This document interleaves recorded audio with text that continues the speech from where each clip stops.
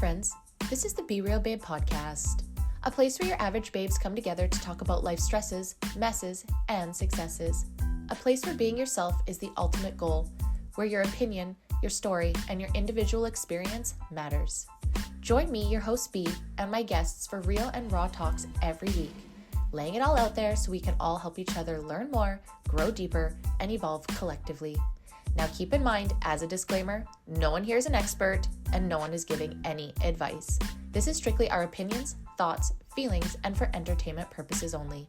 Now with that being said, it's time. So grab your drink, grab your joint, and let's jump right in. Welcome everyone, welcome to the Be Real Babe podcast. If this is your first time here, thank you so much for stopping by the show today. I hope that you have a good time. And if you're a returning listener, watcher, supporter, thank you guys so much from the bottom of my heart for coming back time and time again. For those that don't know me, my name is Brandi. I am the host of the show, and today you guys were on episode 181, Being Real About MLMs with Kalika. So excited, you guys. Another fire episode, returning guest to the studio, and I am so excited for you guys to hear this episode. All the real talk, the second time discussing multi-level marketing. Now, before we get on to this amazing episode, I just want to remind you, if you are watching on YouTube or Rumble, to like, subscribe, and turn on those notification bells. Comment if you can. It can help your girl get out of the shadow ban algorithm. And if you are listening on Spotify or Apple, you can also turn on notifications and also leave reviews there. And if you want to get a hold of me, you can find me on social media on Instagram and Pinterest at the Be Real Babe Podcast, or on Facebook at the Be Real Collective. You can let me know if you have any ideas, if you want your own show, if you got something to say, if you've had a different experience than what we're about to talk today. I would love to hear from you either way. And if you enjoyed the show, I absolutely love it when you guys reach out and let me know how you're liking it. I am absolutely loving season 7. I can't even believe I am in the middle of planning the last month of season 7 right now. It is absolutely insane, you guys. I am just blown away, and I thank you guys so much for your support. But I'm going to shut up, and let's get on to this amazing episode. All right, babes, it's time to get on to the show. And with me today, I have a very special guest returning to the studio for her second time. I'd like to welcome Kalika back to the show. Hey, babe, how's it going? Hey, good to see you again. I'm so excited. Me too, girl. I've been binging you all week at work. I'm like, oh, I got to get it in because I just absolutely love it. I had to get back into my space and your vibe, and I just appreciate you so much. So thank you for coming back. And yes, guys, thanks for having me. Yeah, make sure you guys go follow her. So before we get into it, let's where can they find you? And we'll get into that a little bit more, but where just right off the bat, where can we find you on social media? Yeah, I'm most active on Instagram, Facebook, and YouTube. And it's just my name, Kalika Kanatcar.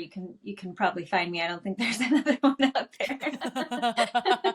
I love that. You're the only one for me. But guys, this is our second time, even though we have been friends for quite a long time, actually. I was telling my girlfriend about us the other day and how proud I am of you, of just like how you've taken it from what you've gone through, and you've just, I know there's that fuel of like anger, and then now it's like just this compassionate care about consumers on like a higher level, and it's like this fire. And I just, even from the last episode, I'm just so proud of all the stuff that you've accomplished. But let's pretend this is your first episode for a second. Let's dial back. Let's tell the community a little bit about yourself, and then we'll dive right into the juicy topics. The juicy deets. Okay, yeah. The juicy deets. I am, my name's Kalika. I am East Indian. I was born in California, and I live in Colorado now. And I think the last time I was on, I spent the last couple of years building a local private event bartending service, and it was really fun. I actually just stepped away from doing that. And I'm looking at going back to school. So I think I may have mentioned that previously too. So I'm looking at a clinical psychology program. So we're talking years and years in the works, but I'm getting myself back on that track. So I'm really excited. Girl, yes, because like before, and we'll touch on your story a little bit, obviously, but like, because that's where you kind of were, right? You were in that mindset of going to school. And I know maybe that wasn't the exact area you wanted to go into, because it maybe sounded like that was maybe a pre-decision for a long time. So, obviously when the multi-level or these businesses came to you, you're like, heck yeah, something else. But it's very good. And it doesn't matter. If that's what you want to do, like, I feel like that mental health, all that shit is right up your alley. It's your passion. And like, we're not dead just because we're not 20. It doesn't mean we can't go back to school. Exactly. We're all so bad. It's like after, you get closer to 30s or 30s, you're like, I'm done. I can't, it's like, no, it's probably almost better mentally. And like, now that's what you want to do. So I'm so excited even more. Yeah. So what does that look like? Like school full time or? Not yet. No, I mean Okay, cool. it's been about 8 years since I finished my bachelor's, so it's been a Mhm. minute since I've been in school, and so I'm just starting out. I'm basically going to apply this fall for Amazing. programs starting next year. Oh, cool. And in the meantime, I'll be taking the GRE and I'm just going to take a few classes part time just to kind of get myself back in the swing of things and like just classes that I may have missed. I'll also need to get like letters of rec and stuff. So it's good to have like recent school experience. And so I'm going to be spending the next year kind of doing that stuff and then applying.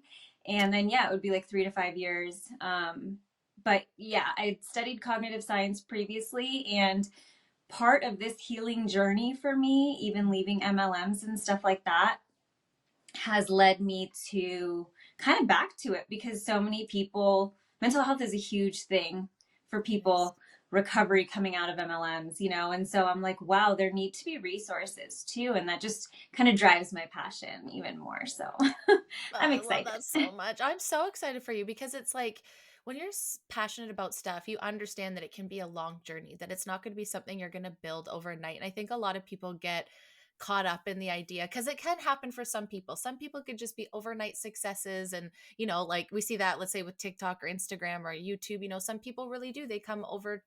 And I feel like kids kind of lean to that these days because it's just like, oh, post some videos and then you'll get famous, but it's like not everyone's dream Yeah. takes that kind of, you have to actually put in some time and stuff like that. And I think that's amazing. Like you said, getting your feet back into it, getting used to going back to school, just having that, part of your life and maybe working through some nerves or some stories that you might have had before because you do, I'm sure, ingrain yourself with a bunch of stories being in MLMs and stuff like that about schooling. So you probably are going to have to like almost maybe reteach some of those things to yourself. I think I would too.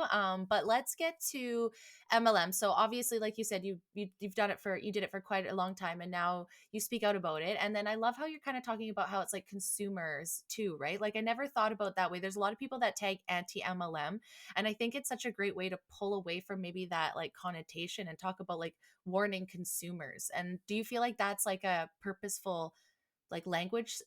Yeah, definitely. I think leaving something like that, there can be a lot of hate and resentment and just anger built up in you, and it can lead you to lash out.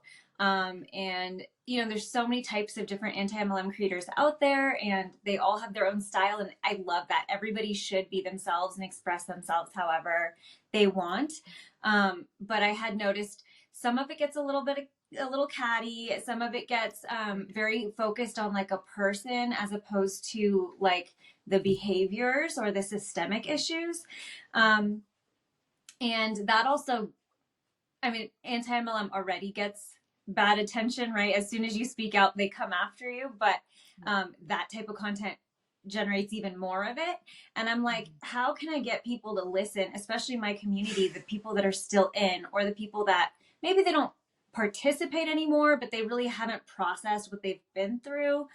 How do I get them to hear what I'm saying about this is dangerous for pretty much everybody? So let's just let people know like what to be aware of, and then if they choose to participate, cool. But like, like from that perspective I of love like that. warning people, as opposed to just pointing out what other people are doing wrong. Like I still want to point out the things so you know what to look out for, but it's Of less course. attacking and more, hey, I'm sharing this information with you so you can protect yourself and your loved ones. Yes, and that's amazing. And I think, I don't know, maybe that's just a path that creators go through in their own path or just people, because I think me and you are aligned the same way. Is that when I first started speaking out, let's say on controversial topics, I very much led with like, not that I'm like ego and right, but for lack of a better word, let's say ego, like these are what I think and the facts. And I wasn't really thinking about the people that I was talking to absorbing the message as much. And I wasn't delivering it in a way that I felt people were going to deliver what I was trying to say. And it would seem very like political or like very black and white when there's so much nuance to most of the things that I think about. And so I love that shift of like just the name. And I think for me it's just that anti, and because I went through the pandemic as an unvaccinated person, it was like you're anti-vax, you're anti this. And so that name is actually super triggering for myself still, and I'm still working through it. From that time when I was told I was like all of these things with that word, and it was like, don't fucking label me that. So to me, I just understood that. And then when someone told me I was an anti-vaxxer, like right off the hop, I was less likely to listen to what they're fucking saying, because I was like, okay, no, I'm not. I am questioning one thing one time. Now maybe I am, but at first I definitely was not. And so that's where, to me, love the community. I watched all the girls that are there. There's so many creators. I'm very blessed and thankful that they were doing that. But at the same time, I'm the same way. Like, how do I bridge?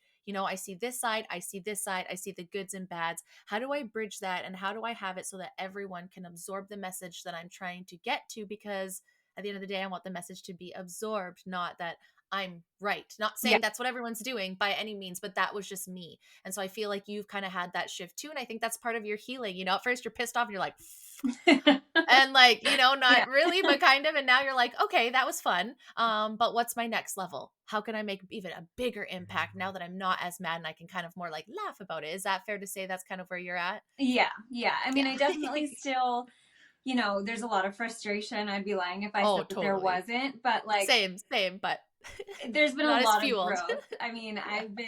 I've been doing a lot of work, just personal work. I've been in therapy. I've been learning a lot about MLMs and cults and all these things, and it's work. It's not always Yeah. easy, but like that's where it's gotten me. And because advocacy is important to me and I want it to be a part of my future. I don't want to burn out on it, but I also don't want it to be my whole identity. I don't want it to take over my life. And the topic of conversation, like these companies are so, they just go after everybody. They will sue you, they will whatever. Like, listen, I'm not trying to have my life torn apart because I'm speaking No. out about like MLMs, right? Yes. Like, Please so don't. I'm I just know. trying to like walk that line. You're speaking about Scientology the one time. I'm like, please don't come after me. This is just one episode, one opinion. I just read some stuff online. Okay, that's it. Yeah, exactly. Don't kill me. I don't Right. want to go to jail. But it's fair. And then I think too, it's like, it's how you lead it and how you have the message. I'm not saying anybody's wrong by doing it. Everyone has their different delivery, and like you said, it all needs to be there. Absolutely, because you need that provocative stuff. However, I'm with you. I don't want it to be my identity and everything. And I also feel like if I label myself something personally for myself, I close myself from more and seeing another side of it, right? And so for me, it's like, how can I take, like, okay, I'm not anti because I don't want to say that word because it seems so divisive, and I'm not trying to be that way, no shade. I'm just like, how can I just like be the middle person, Yeah. Like, Yeah. I'm not anti everything, but I'm like, I have some questions, please. That's me. Yeah. Like Yeah. pro questions. That's who me is. Like, I'm not anti questions. Okay. So let's talk about, like, so for people that don't, I think most people by this point know what multi-level marketing is, but there are some people I see in comments that are like, what's this? Especially on your Facebook page. They'll be like, what's this? And you're like, what? Where have you come from? But fair. Some people don't have any idea. They just think they're buying an energy stick from a friend. So, what constitutes a business group organization to be multi-level marketing? Yeah, it's pretty simple. It's basically a company where you can sign up to be an independent salesperson for them. It's usually it's not that I ever know of, is it a salaried position? It's usually just commission based, and you can sign up to sell that company's products, whatever those products may be. And then you also have the right to build a team of other people who sell the product and also recruit other people to join the team. So you are selling a product and you're building a team and then recruiting others to do the same, basically. Mhm. And what I find super interesting in a lot of the arguments I see online about when people are trying to defend, and again, like, I understand people defending them because, for some people, and first and foremost, before we get into this, I'm even going to say, I will say that I have my own bias on these because of the stuff that I went through. And I can also understand that there's a lot of positives to it. And that's why, like, I like this idea of like speaking out about the bads, but also understanding there is lots of positives. And that's why so many people get involved. So I'm not ever saying that people can't be successful or that they don't learn things or they're not good things. It's just that there is some vulnerable things that are kind of gaslit. For example, one of them being like, oh, a pyramid scheme, right? The reason why people say it's a pyramid scheme is because, you know, we'll get into that, but they say that a company and a corporation is a pyramid. But the difference really is it's like, but the money doesn't like go all the way up. It's like pre-decided and everybody has that and they have reviews and they have bonuses and there's so much more structure to that. And I just think it's kind of ill-advised when people talk about the corporate world when they've never really worked in it. And I know that is something in one of your episodes that I noticed that you said too, you know, like some of these people don't actually know. And then they're, let's say, commenting and they don't actually know. And that's one thing I struggle with is that my job is always hated on. It's like, oh, corporate women working that 9 to 5. Listen, I work 7 to 3:30. Okay, get it right. Sometimes I could work 6 to 2:30. You know, and guess what? Some days I don't work at all because I have paid vacation. But I just get really upset when, you know, they compare the corporate and the corporate structure to being as well as a pyramid. Do you see that there's like kind of a, like I get what you're saying, ladies, but it's not quite the Yeah, same. like Like, it's a shape, and pretty much yes, a anything shape. that has like a hierarchy is going to have that type of shape.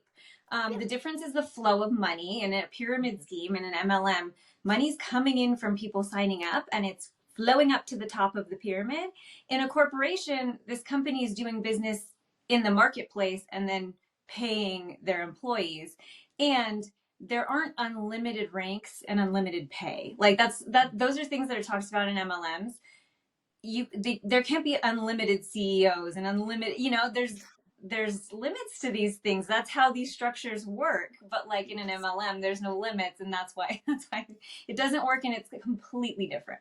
It is. And that was another thing I wrote down when I was listening to one of the things that people always say is like, well, you know, I think it was a girl describing all the things that she was asking a corporation that she could do in an MLM model, but not in a corporate. And it was like, yeah, girl, like that's like, I don't know where it was just like, well, I could make more money than my managers and my leaders. And I kind of had to sit there for a second and I was thinking about it. And I was like, yeah, I would love to make more money than my bosses, but then I want leaders and I want leaders that I look up to that I can then want to become. I think it's kind of strange to have people that are above me that are supposed to be mentoring me and leading me to a better career, a better business should be making less than me. And I should want, I don't know, just for me, I want my mentors to be people that I look up to, not people that I quote unquote look down to. So I kind of get confused by that.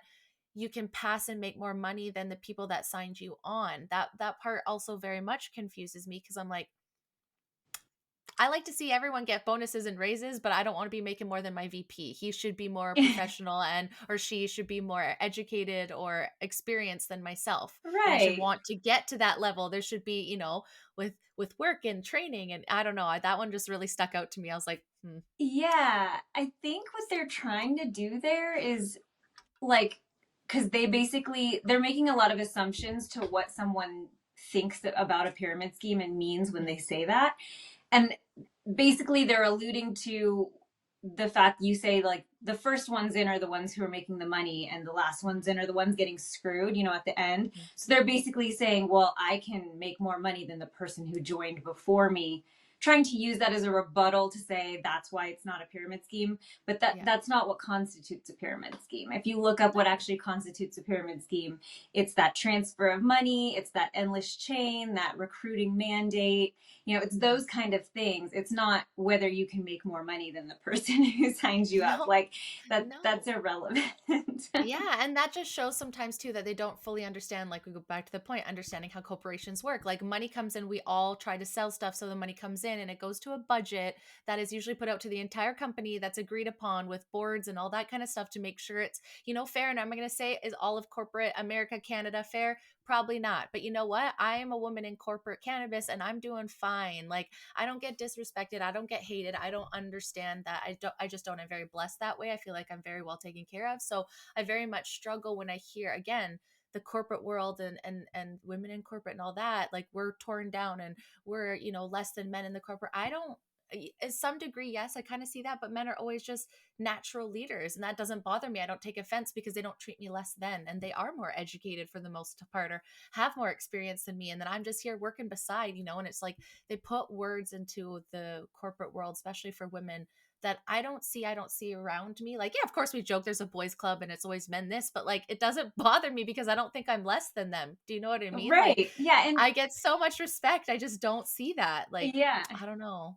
Yeah, It's upsetting. I think it's just trying to make the opportunity look better. Honestly, that's what it comes Yep. down to. Yeah, and The that's what I said this opportunity. morning. Yeah, and I was like, I'm all for you wanting to sell whatever and do whatever, and if you really feel like you're doing something, all good. But it's giving politics when all you're doing is looking at the other side and saying what's wrong with the other side entirely, and that's it. You know what I mean? Like if everything is so great, why aren't people just naturally drawn to the product, to the opportunity, to the business? Why is it you trying to push and tell me how great your life is to join you? I don't have to do that in my corporate job. I get to come home and unplug and do this shit. And I don't have to be like, hey, come work at, this company with me. Like, I'd love it if you guys want to, for sure, if we have openings. But there's limited openings to be a part of this opportunity. And that's what makes it special to me. What I do is something not a lot of people in Canada do, not even in the States do. That's cool, and like maybe getting into when we say opportunity, it's like I feel like that's such an open-ended gaslight potential word, because then it puts the onus all on you, Yeah. right? It's like, So, I'm giving you yeah. this opportunity, but you have to work hard, but you Right. don't, because Right. time freedom. Can we go into that? Like, what Yeah. are opportunities? Like, what is Well, it? What are my opportunities? so like Sorry. so with an MLM, right? They're all selling a product. The product isn't the main thing. And if you listen to what they're saying long enough or get deep into their trainings, no matter what company you're in, they'll drop the other shoe that it's not about the products. They'll say things like, we could be selling anything. Our comp plan is so great. Because what it's really about is the opportunity. The opportunity is to build a business. And this is where they start to use double speak. They start to redefine words that mean something completely else outside of MLMs. But they'll take words like opportunity. It's a loaded word. Yes, it puts the onus of responsibility on you. I'm giving you this opportunity. You have the opportunity to come here and make a lot of money. You have the opportunity to come here and make life-changing income. Mm-hmm. What that really means is if you want to be successful in an MLM, you want to get in early, you want to recruit a lot of people.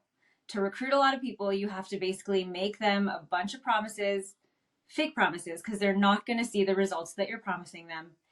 And you also have to, rub elbows with the right people, company hop when new ones come in, get bridge contract. Like that is the only way to really make it in this industry, is to build a team of people that will just follow you around and do whatever you say, because the pay is off that endless chain. So it doesn't matter what the product is. You can sell a product, but listen, no one's making their six figures or creating financial freedom off of selling shampoo or, Mm-hmm. whatever. It's Mm-hmm. because they're getting bonus checks for building a large downline for recruiting a lot of people. That is the opportunity. The sad reality of that opportunity is that most of the people you recruit get screwed. So if you're Yes. okay screwing over a bunch of people, that is the only way to really make money in an MLM.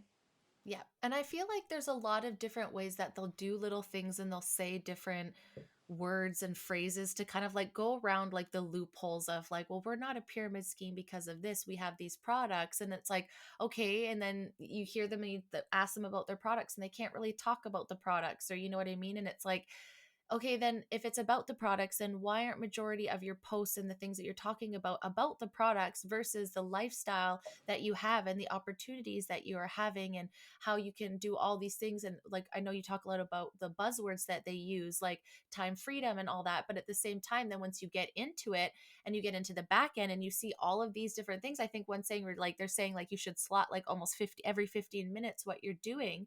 And like that, this is my biggest argument. It's like, okay, when I make a reel and all that stuff, that takes my time. That costs something. Now with the podcast, I know that what I get back is the energy and the connections, like the massive things. But for you to say that your time freedom is you making reels and that you post anyway, I don't have pressure to post.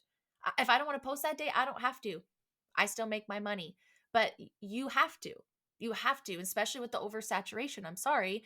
You have to stick out. It's kind of like with the porn industry. You have to get a little bit darker to stick out because there's so many. And then you're spending all this time and then hustle culture kicks in. And then I want to get into that with you too about like self-help and how that's just never ending and how there's always something wrong with you, it seems, in those areas. But like going back to the products, it's like if someone was just one thing I love that I will say about the women that do MLMs that I respect are the ones that actually just talk about the fucking product and that's all they talk about, and they truly love it, and they're an epicure and they're baking and they love their spices and they've been doing it for years. Like, go on, sis, love that for you.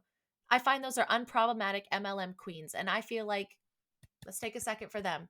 It's the Totally. ones that, like, I don't even know what you're selling, but I know you're an MLM. Yeah. Like, But see, the thing is, like, and if they love it, that's great. That's where I come back down to, if you're in your MLM and you love it, Yep. and you're not building a team, or you're not making people promises, and you're not doing these things, and you genuinely love your products and you're just selling them, cool. I'm not trying to talk you out of it. Like, just go on, you know?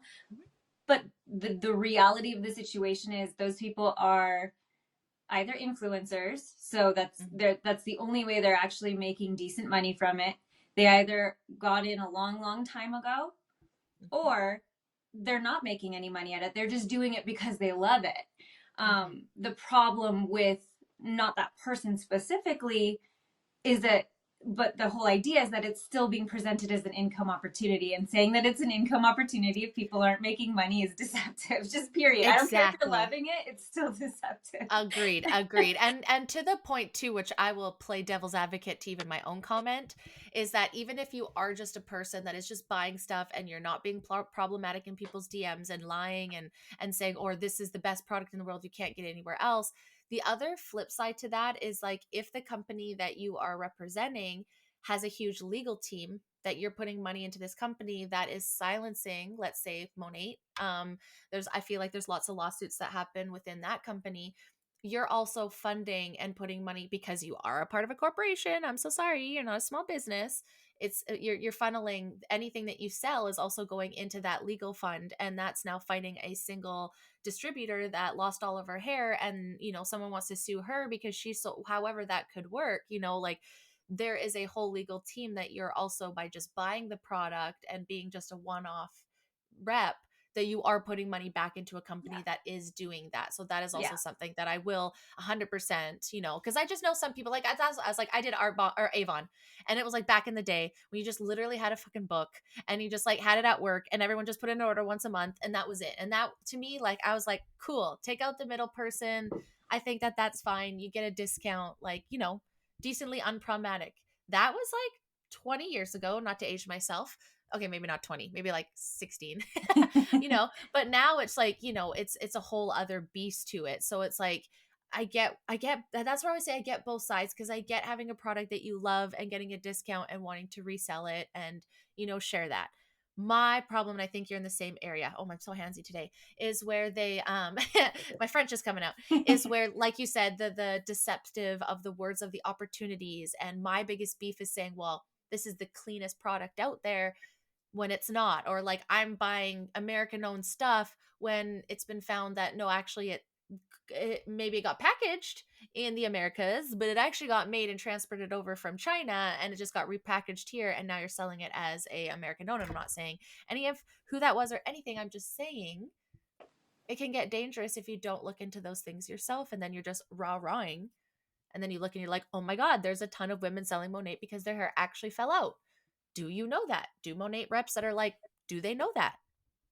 Did you know about any bad stuff when you were in them? Did you ever look into them? I mean, in like, I'm doing this talk at this MLM conference next week, actually, and my topic is information control. And no, like, my whole point was that, like, I joined in 2015 and there were already lawsuits and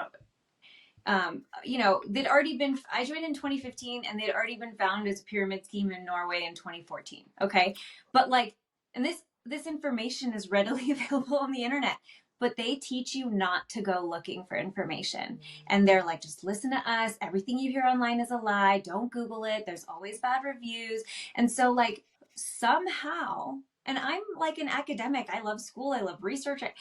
Somehow they got me to not look at that, which is wild, because when you look, there's so much. And I think that begs that what you're saying earlier about the products, like, even if you're just a casual customer and you love a product, this is why I don't think, if you don't support MLMs, you shouldn't even be a casual customer, because again, you're supporting a company that's defrauding its reps. Like, honestly, that's what they're doing.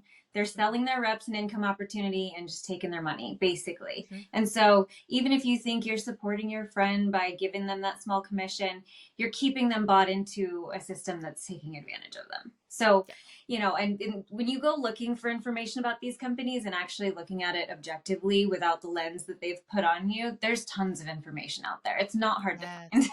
No. And I feel like it's so fair to say that we all have, was that called rose colored lenses? You know, we take our rose colored, like, because you want to. Like, who wants to fucking wake up every day and be like, the world is trash and everyone's out to get me? Like, no one wants to wake up and feel that way. Right. I mean, some people do. I'll take that back. Some people really do want to feel that way. But I think for the most part, like, we want to believe that there's amazing opportunities and the world is amazing and people, and I believe intentionally they are. Like I said, I don't think people wake up one day and it's like, oh, I just want to be a part of a cult. Like, like even people that are deep into Scientology and stuff. And if you even, we do both left cults and we look into them, and it's anybody could be anybody. It just takes one vulnerable moment or just the right hook.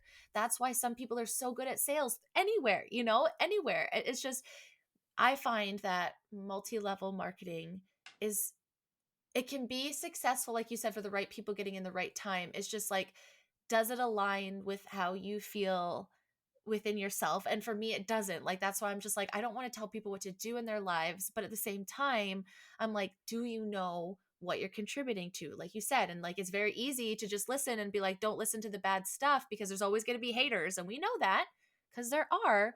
But some of them are very valid. And it's so hard to know sometimes, especially when it feels so good. You want that. I think we talked about that last time. Like, you want to be like, yes, queen all the time. You want that echo chamber as much as you should Yeah. have it, like, but it gets dangerous when they, like, I think one of the things you said is like, well, if someone has a problem or a question, it's like, ask your higher up. Don't ever talk about it to your downline. And then it's just like, you go to all these groups and they're all just touting the same message. And like, when you hear about predictive programming and programming in general, like that repetition, it becomes what you say and then I don't know if you had that moment where you're just like, what I'm saying isn't what I'm feeling. Is that like a moment that you had and you're just like, hey, this isn't, am I gaslighting myself? The language changes, right? It is an echo chamber. And they operate on Facebook a lot. Facebook groups are like such a big thing. And even as a prospect or, somebody that is considering joining, you like get into these groups. And then there's groups for customers and groups for reps. And they say that they're places for like reviews and good conversation and questions and things like that, but they're really not. Like, they don't want you to post anything besides a good review in there. They don't want you to point out anything that's going wrong. A lot of times things are just deleted, or like, your upline will get a message being like, you need to go answer this person's question in private. Like, they shouldn't be asking this in public, right? Like, these are all control tactics used by cults. And so that, I mean, that's why I think MLMs are commercial cults. Like, they're business cults, they're marketing cults. And some of that language is an important thing to look at. I don't know if you've read Cultish by Amanda Montell. It is amazing. It's such a good book. But she talks about how you can tell like the intensity of a group by the language that they use, and you slowly start to realize you start talking like them, you start acting like them. And yeah, you're saying things you're like, I would never do this. Like, I remember having these moments where it's like, I would never do this, I would never say this. Like, why am I acting like this? And this is like the other personality that's created in groups like that. Yeah. Scary And to then see. and then when you're questioning that about yourself, like, oh, I would never do that. It's like, oh, girl, don't be afraid. Like, get Get out of your uncomfortable, get comfort comfortable. zone. Yeah. Be comfortable Yeah. with being uncomfortable, which is great advice, like for sure in certain degrees. But it's like, when someone's giving you that advice, I think always ask, how do they benefit from the advice that they're giving me? If there's no benefit to them, then I'll take the advice. But if I'm not feeling right about the advice and they can benefit from what they're saying in a group like this, I'm like, red flag, red flag, Yep. red flag. But not at the time. You're like, oh, green flag.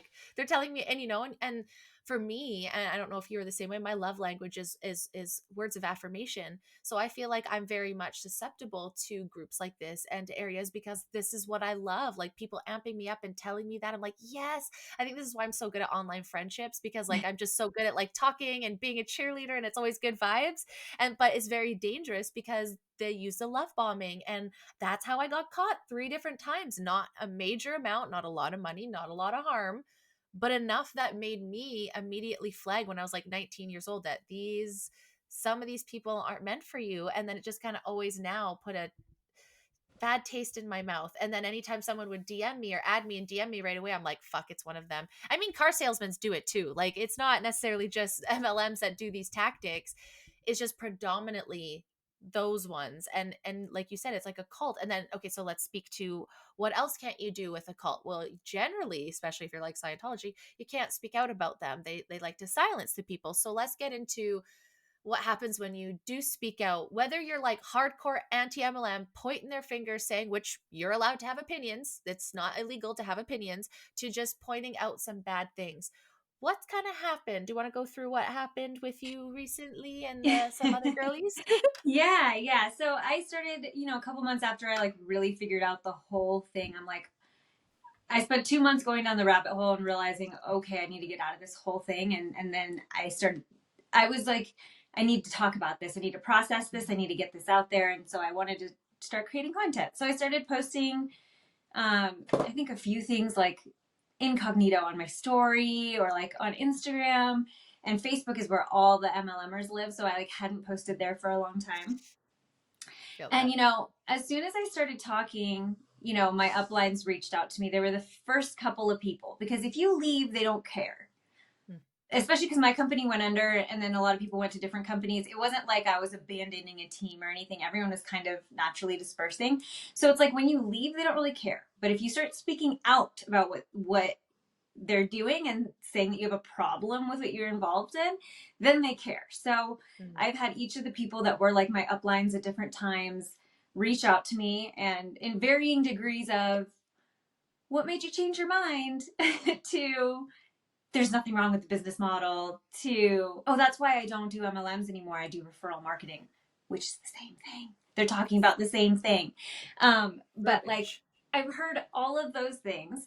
And then, you get the random person. When I started creating YouTube content, you just get like the haters that just come out of the woodworks. Like, you're so wrong. You don't know what you're talking about. You must have failed, whatever. And then, I'm not like an influencer. I don't have like, my YouTube has like 500 people on it. It's not a big 7. You're doing great. Well, my point is, like, I woke up one day, it was like right after my birthday, and I got back from a trip. It had been like, I had all these pictures I was posting about my trip, and then my Instagram's disabled. And I'm like, what just happened? And they were like, we disabled your Instagram for violating community guidelines. Like basically saying that I was impersonating someone else. Like I got flagged for pretending to be somebody else. Like that's when you choose what you're reporting a page for, that's what they chose. And I'm like, what is happening? And then I messaged one of my friends that was another creator in the space. And I'm like, okay, add my new Instagram. I just lost mine. Not sure what's going on. Yeah. The next day, she's like, mine's gone too. And I'm like, what? Mine's disabled too. And within the span of a week, 4 people who are creating anti-MLM content had their Instagrams disabled for the same reason. And they have this appeal process, which is really not an appeal. It's just 2-factor authentication. It's like confirming your email and your phone number. And it took like a minute or 2 to do. And then 7 minutes later, they gave me the verdict and were like, nope, your Instagram's gone forever. It's just suspended. You can't get it back. I don't think a human looks at those things. I didn't have a blue check mark. A couple of them did. So they were able to have a different appeal process or whatever.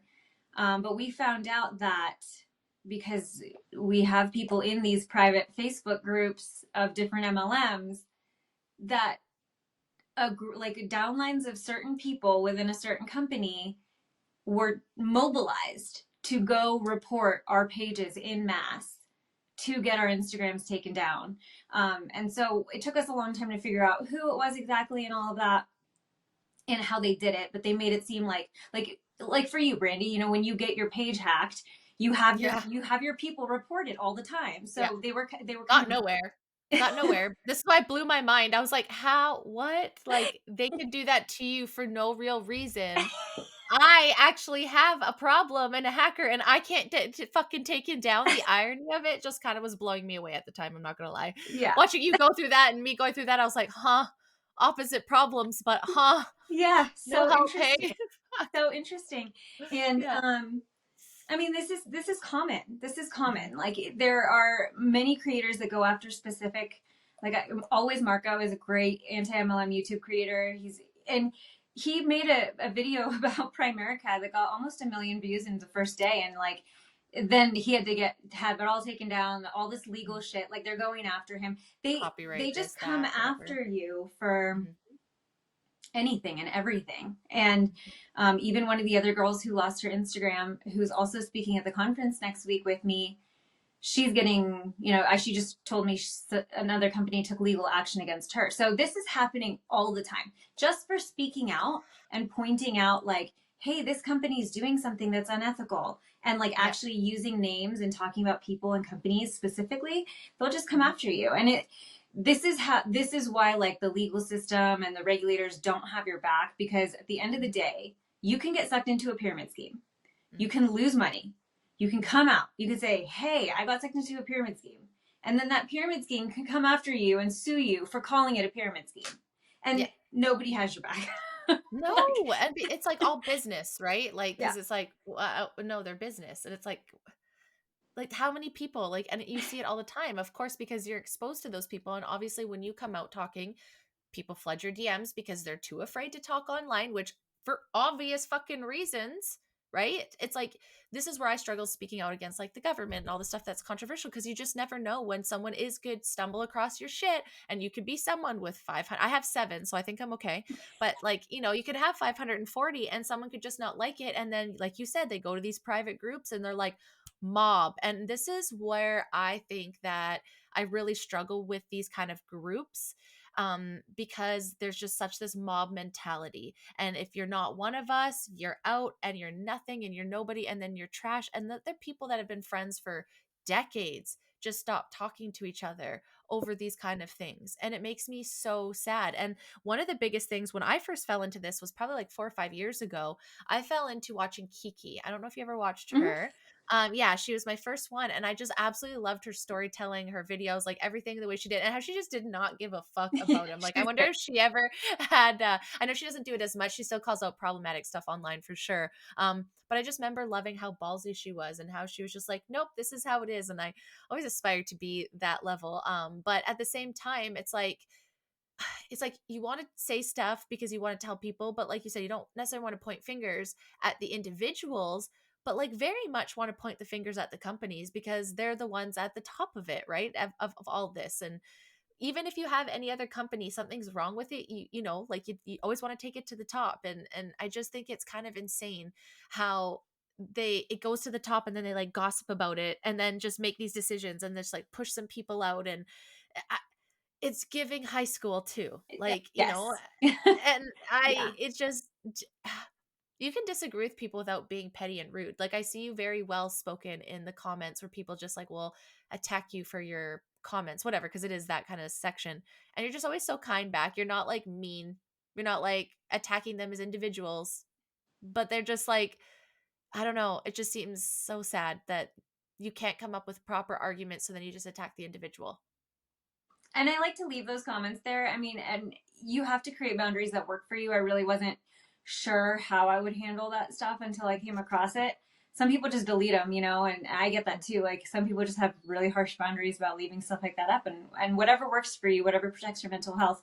For me, coming from an educational perspective, I'm like, leaving this comment up does more in educating the people looking at this whole interaction than me deleting it and pretending that it's not there. This person wasn't rude. Like, of course, I'm not going to let somebody continually talk shit to me in my comments. Like, I will be like, okay, you need to stop after this or like whatever. But, yeah, I leave it up because it shows like you can always, if you, especially on my Facebook, after I started posting there, since I have so many friends that are still in MLMs, you can always tell who is still like in that mindset, because they will just rant and it will not make any sense, and you can always tell who.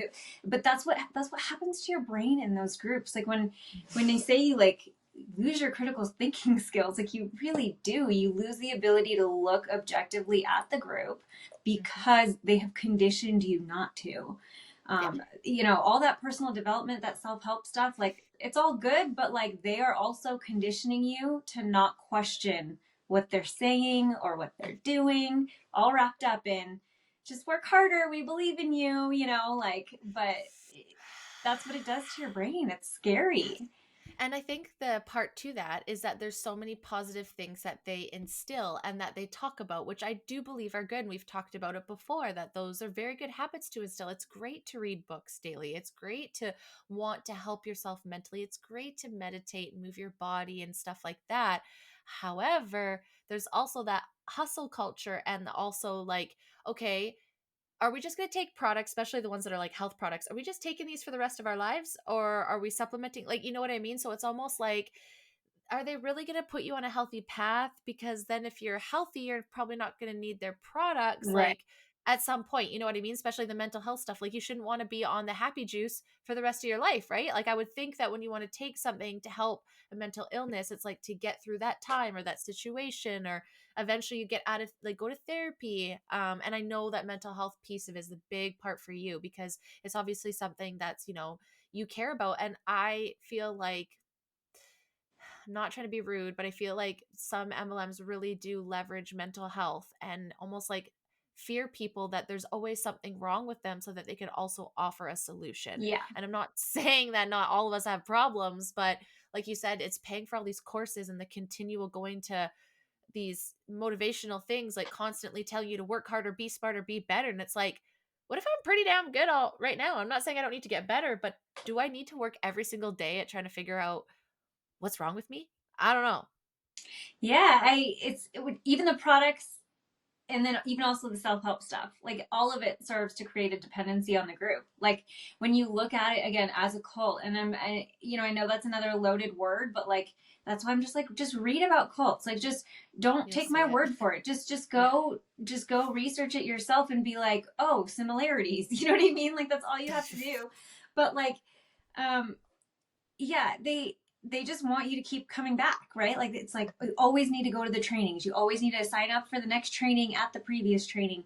Why? Because it's going to help you build your business. How? Like it doesn't. They don't really give you a ton of business advice there, and it's not even like networking in your industry. It's all people that are already in your same company. So it's like, what's the point of those seminars? Is it just to keep re-brainwashing us, or are we actually learning something? And like, why do you need seminars on end forever indefinitely? You shouldn't. You don't. You absolutely don't need that. Same with the products. You don't need. Listen, I take protein, I take greens, occasionally I have stuff like whatever, but I don't. You shouldn't need the same supplements for the same company to function always. And like that's another red flag, is that it's all from the same company. It's like Yes. in a normal world, like you pick and choose like the products that work for you, and they generally don't always come from the same source, right? Because some people do things better than others. So it's like when a company tries to be like, hey, I've got greens, but I've got protein, but I've got makeup, I've got shampoo, hey, how are your hormones, you want some gut health, like whatever that means, like then it's like Yeah. what. What are you specializing in? Like, how can you always specialize? It sounds like actually, I seen this one video and it was about the wellness box. He said it's like the Costco from hell, is what it, and it kind of made me giggle because it's like, again, like, how can you be so great at everything? And I'm not saying that people can't be like, sure, I'm sure, but like, that's why there are sayings like jack of all trade, master of none. It's like, okay, you could probably do a bunch of things decent and you can probably, and there's not saying that if you have one product you shouldn't want to branch off in like your area, but it's like, okay, if you're personal hygiene, then why can't you stick and put all into personal hygiene? And then, if you want to be like cleaning stuff or homes, whatever it is, like why can't you just really hone on that and be the best? And then you start diving into the ingredients and stuff. Let's say like an Arbonne shake versus, something that you would get from a supplement store. Well, if you actually look at the ingredients, there is a lot of filler and stuff that aren't in there because their niche isn't actually fitness, right? Like Arbonne didn't start off as a fitness company, so to go to them to get the best protein, I don't like, and again, then you're working for another corporation who's paying for those scientists. Like, and if they have scientists and they have all those things, then I guess you're not a small business. You're a part of a giant corporation who makes, and that's one thing I do want to kind of like sidebar to, is that whole difference of like, this is my own business, but it's like, no, again, you're a part of a big corporation. Did you source those materials? Did you, and I see Young Living very much seems like they're maybe the only one that I noticed that really do have people and the reps go to their places from what I see and like are more hands-on. I think that's the most hands-on MLM I've seen, but I've never usually seen people go and like be a part of the manufacturing of the product and all of that stuff. So it's like, again, how can you say that you're a small business owner when you don't even have a piece of making the product that you have? Right, right. And that comes directly from the trainings, right? Like Mhm. I remember sitting in that seminar and hearing, you are a small business. They tell you that from stage. Mhm. So even in Mhm. your head, you're like, no, I'm not. Like, I haven't even signed anyone up. I've barely sold anything. Like, they're like, no, you are a business owner. Step into your new reality. Like, that's what they teach you. And so that's why you see MLM reps parroting that and then defending it staunchly, because they're like, hey, if my director of training, if my CEO said it from stage, then it must be true, right? And so yeah, they straight up teach you that, and Mhm.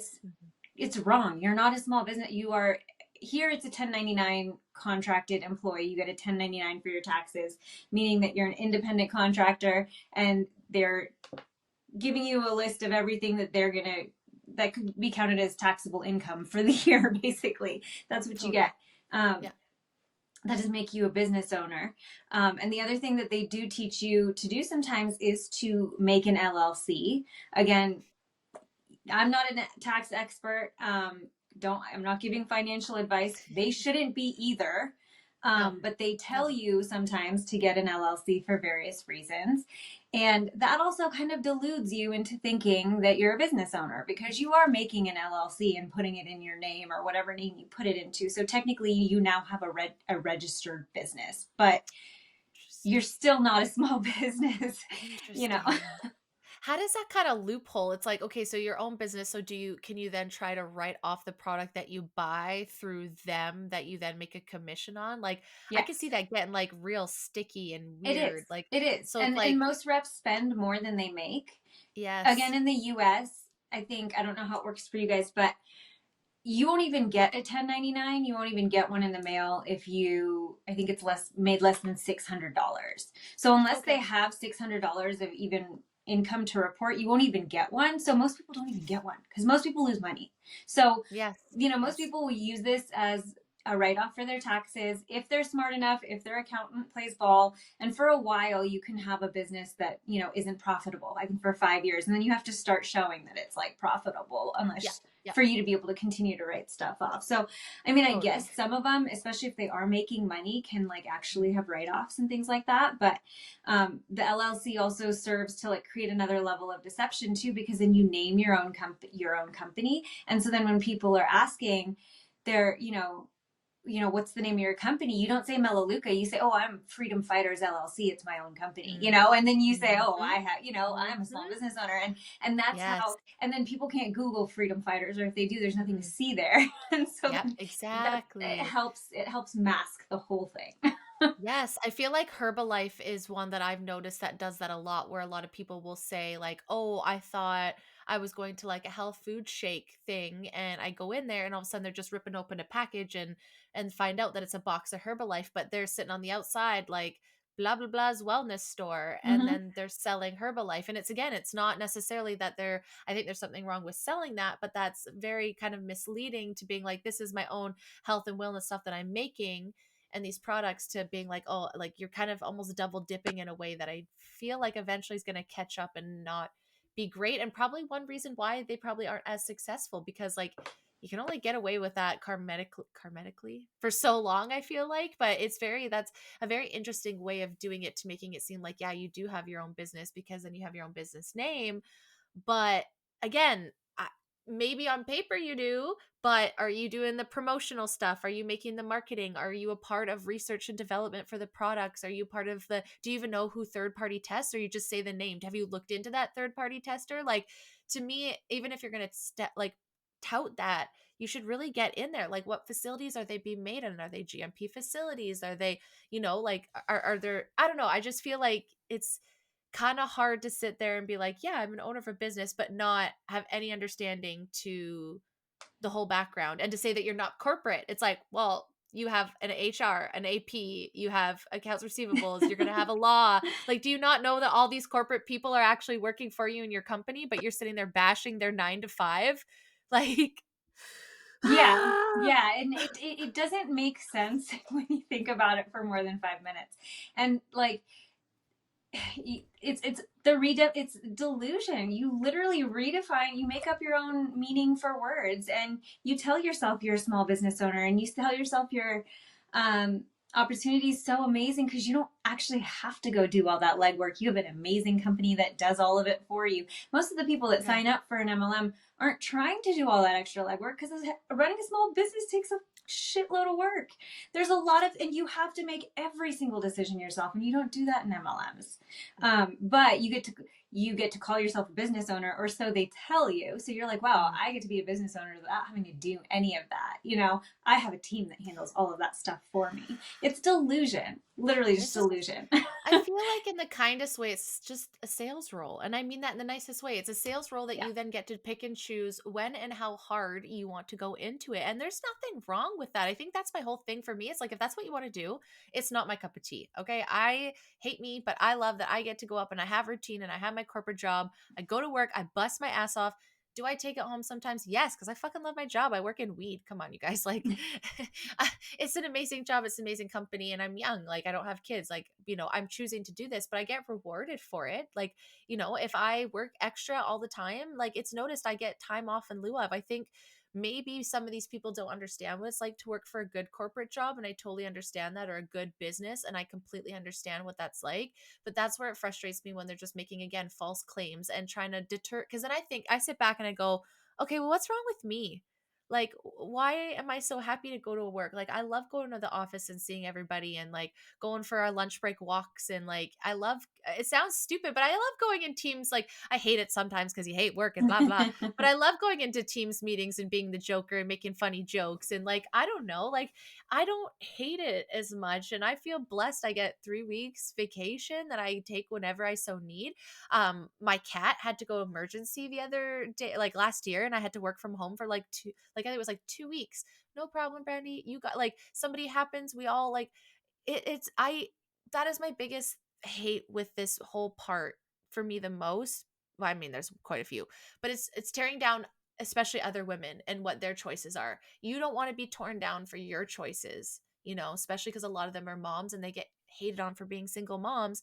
But it's like, you guys spend majority of your time hating women like me that are going to corporate jobs every day, that are also making the world go round in their different ways. How is that sisterhood again? How's that woman empowerment? Yeah, Please. definitely. And I wouldn't have thrown the shade if you all didn't throw it first. Okay. Yeah, and it's also a personality you're kind of taught to adopt inside. It's like most people are good people that get sucked into these Totally. things. 100%. But you do turn, like we were talking about earlier, you kind of do change a little bit. You start saying things you wouldn't normally say. They tell you to have posture on what you're doing. Kind of makes you an asshole sometimes. Like, you get really defensive about your business opportunity when people have legitimate questions. Um, but I remember that, like, the way, like, I was in a travel MLM, and so like our thing was just like, our product is everyone else's reward. Like, just post yourself on vacation all the time, just make your life look really cool. And so you would have a bunch of people being like, my office on a Monday, I'm guilty, I did that shit too, Yeah. like, this is my office on a Monday, and I'm at the beach or whatever. And like, you don't realize, like, yeah, it has the effect of making other people feel bad about their lifestyles. And you're doing that intentionally. And you think you're just creating curiosity and like you look really cool, but you do kind of come off as tone deaf to people who are outside a little Yeah. bit, and Yeah. again, I did all of this. So like, I'm Yes. not like pointing fingers, like I cringe at the things that I used to post. So That's how you learn. Just kidding. But it's true though, because sometimes it takes is that people aren't aware, right? Like, that's what I mean, intention. I know that majority, I'd say 90% of people that are going into it are doing it for good intentions. And when you're being told, do this because it's motivating people, it's going to inspire people to ask questions. And don't you want your friends to live a better life too? And fuck yeah, I do. No, I want them all to rot in hell. Like, of course I do. Of course I want to see them happy, And like you've said before, I think we've talked about it, is finding that why. And once they get your why, it's very easy to manipulate that. And again, I don't necessarily think that manipulation is always like oh, let's get Kalika because we can manipulate her. Like, I don't think it's that. I think it's like, how could we? It's all bred with intentions and laced in this positivity and for good intentions. However, like, there can still be bad, like plants are nature, but there's still ones that can kill you. There's still, flowers are beautiful, but there's still ones that can kill you. So it's like, sometimes it's like, yes, the intention is good, but if you're not aware of how the language could come off when you're just really trying to help other people, and you're like, you're kind of making everyone feel less than, or like they're a loser for being in a corporate job. That's why I get so mad. I don't think I'd really say as much about MLMs and be so vocal if I wasn't like the target of the demographic that you're not supposed to be. Yeah. Like, why would you want to work a 9 to 5 having to report to a man and a boss? Like, I'm sorry, y'all. I love the men that I work for. They're great dudes. Like, I have no hate for them. Like, they've helped me become who I am today. Same with the women beside me. Like, I Yeah. also work in cannabis. There's tons of women in higher up positions, like, it's just, I don't know. It just, that's what I don't like. And also, obviously, the people that got hurt. The first one I watched was like LuLaRoe. I think that was the biggest like documentary that came out on Vice about an MLM that like Mm-hmm. hurt a lot of people. So to that point, do you find that there are besides the top people, are there just people that continually run successful? Are they having to like dry up to a company and like keep switching? Is there massive success that you It's find? not sustainable. Like for the company or for the rep. So like these companies, most of them, then there's thousands. Like I tried to look it up. I saw like the number 10,000 somewhere. There's thousands, and there are always new ones popping up every single day. They're and largely not sustainable because again they're built on a endless chain recruiting proposition, and you can't have an endless chain continue on forever. It's gonna run out eventually, and so they have to figure out ways to keep going despite that.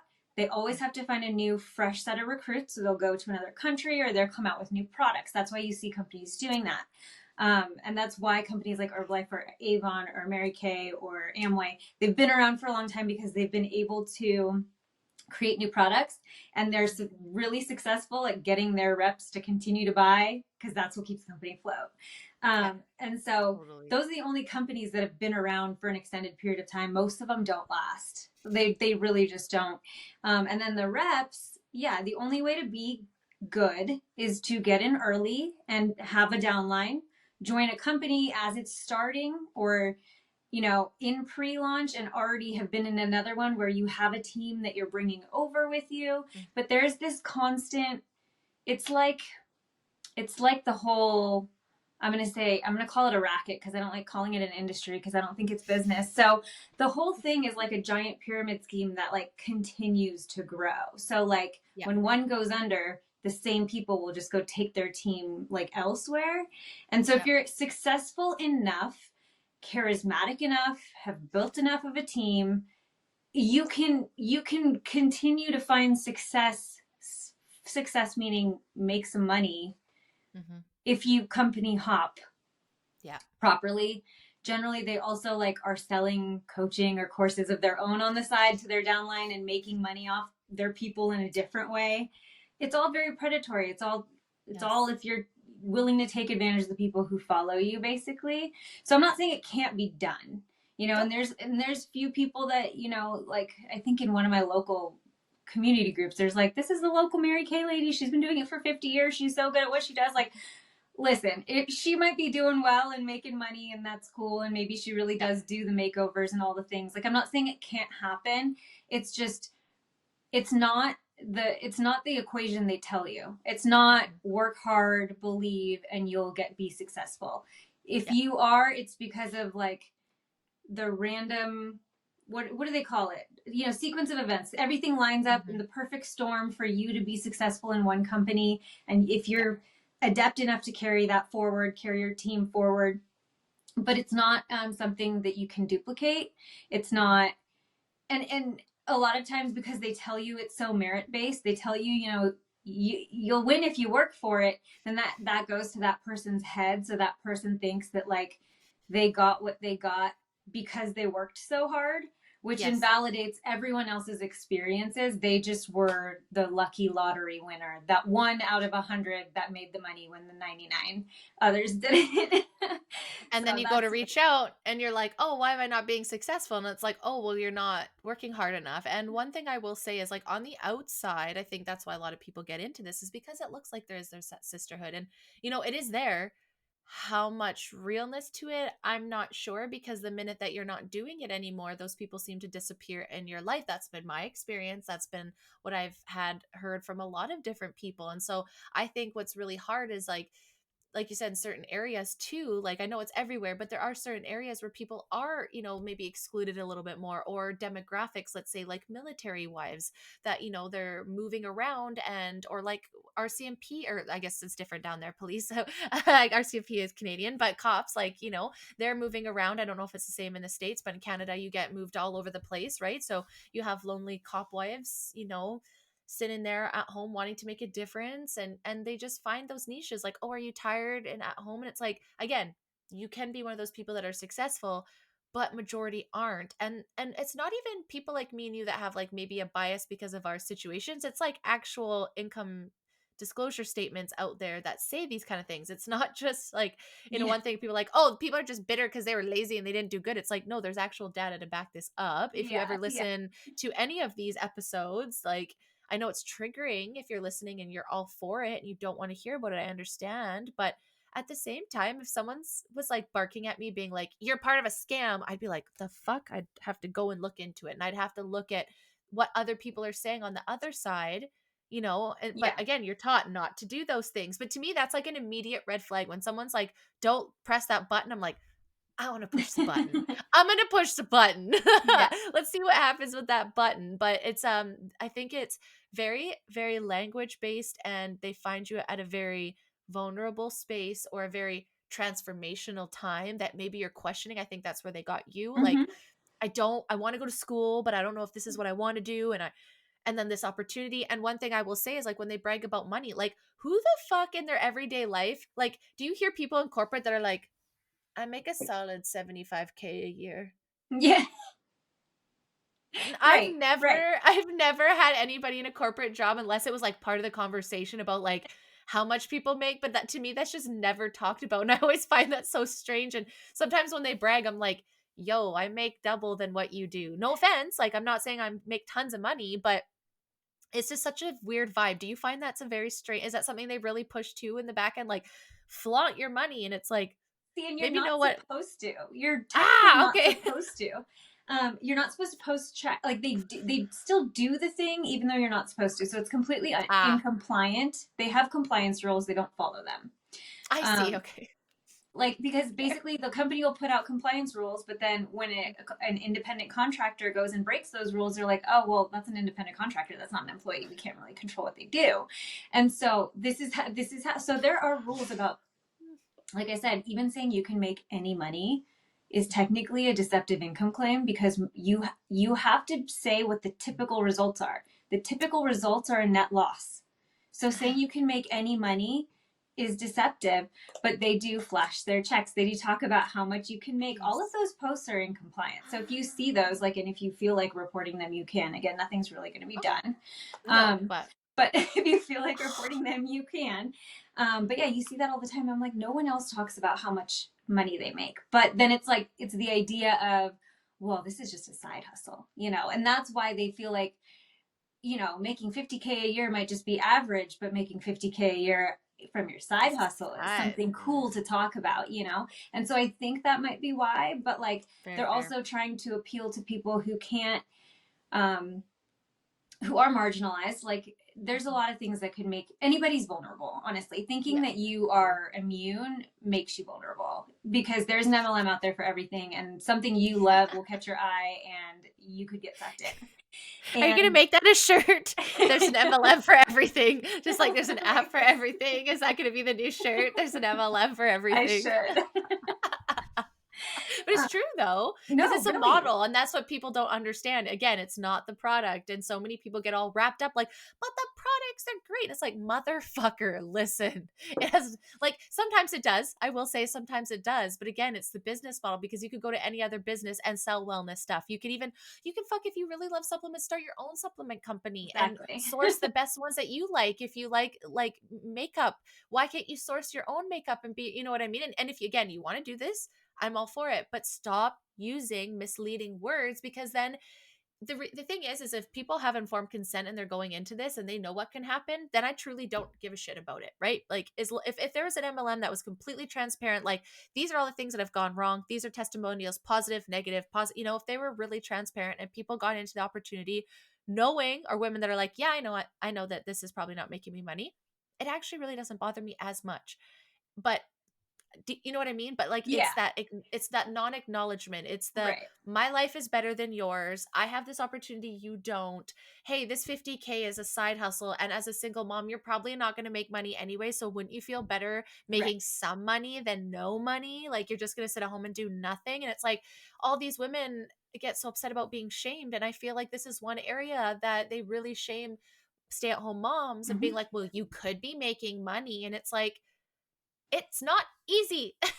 The shit isn't easy. No, I and don't know who thinks it's easy. Like, that is such a fucking lie. it, Anything, any creation content is hard work. it's a lot of work. And they also talk about getting paid to post. You're not paid to post. You're doing all of that No. stuff for free.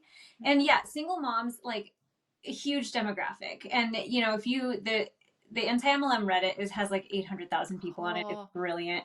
But like, you'll see posts like from every company, and it's like, I had a baby 10 days ago. I got hit up about my weight loss. I got hit up about an opportunity. It's infuriating. Again, mental health is another big one. I, Amari is that company that does a lot of trauma dumping, and be like, oh, I just lost a child. Oh, I had postpartum depression and now I found happy juice. Like, they prey on people going through the toughest things in their life. For me, like, a transition, uncertainty about what I was going to be doing with school. Also looking for belonging. That's a big one. If you're looking for just a community, a group of girlfriends or whatever. Military, immigrants, because they have these tight knit communities. They're like, oh, if we can get into that one, we can get the whole community. It's very insidious. And yeah, I mean, anybody's vulnerable if you're going through a transition or stress or anything like that, or even people that are very idealistic, people that want to make the world a better place, people that want to improve themselves. They get sucked into these things. Like, we were talking about Scientology, like, their front is self-help seminars. It's yeah. very similar to how MLMs work. Yep. And all your money goes in, and you just have to, and to get to the next level, and this is where it's like, even just like Scientology to me is the perfect cult for people to look at the similarities, and Nexium. To me, those are two very aligned like cults that run the same kind of ideas of, like, you have a hierarchy level and you work your way up, and all your money goes into there, and you don't question things, and you ascend, but like, the levels never end, like, and it never stops. Like, how long has Scientology been touting these things? And it's like, okay, when's Buddy coming back, or when are Yeah. you going to be at the top? Like, what is going on here? When does it Yep. stop? And you can't question it. Like, you can't. And that's the biggest thing to me. And I love that you brought up the Reddit thing, because I think I know people don't always love Reddit, but at the same time, like, people really have their experiences on there, and you just have to like wade through. But at the same time, like, there's going to be truth to those as well. And if you can't even read that about the company that you're representing and even take that in, to me, you're not doing full research. You're just kind of putting your ego and your financial gain, or whatever it is that you're gaining, over others. And that's when I think then your intention is wrong. If you're not going to be like, oh, what was that one thing for a while there? People were arguing about it was like methylene blue or something like that. It was like this, I don't know if I'm even saying it right, but it was like this drop that was Mm-hmm. really going through like everyone in the detox. And like, there's two sides to it. People that were just like, it's cured everything over the last couple of years, and people being like, I almost died from this. And this one side just like would not, for the pro side, they just wouldn't listen to the people that got hurt. Oh, there's got to be other reasons. It's like, I That's a red lost flag. respect.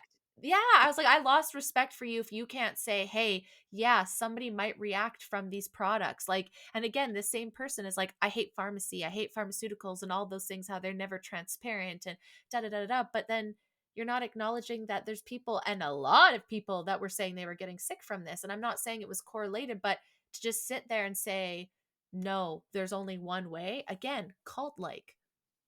Same thing with like extreme religious people. There's only one God. And it's like, well, have you met other religions and other cultures? Because they'll tell you that there's other ones. Like, and I'm not going to fucking tell them that they're wrong. Like, who am I Exactly. to say? Like, what? I just think MLMs get you into this very closed box mindset.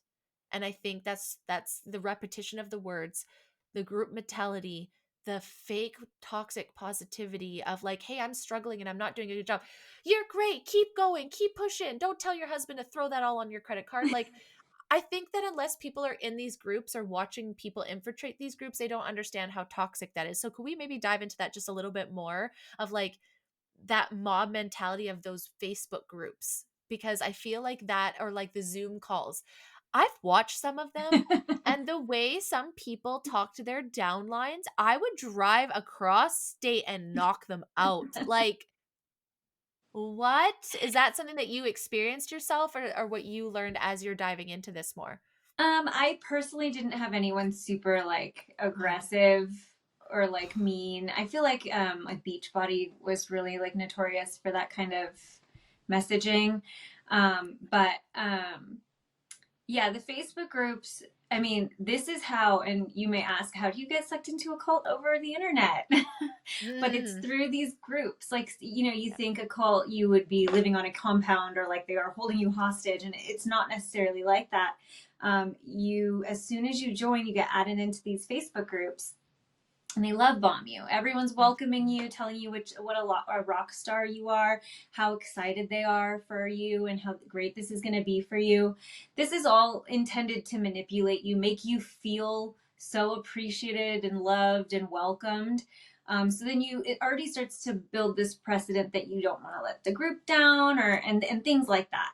And then in the group, like I said earlier, they just like curate everything. They only want positive stuff in there. So all you're seeing is everybody else signing other people up or going on, in my case, going on a trip.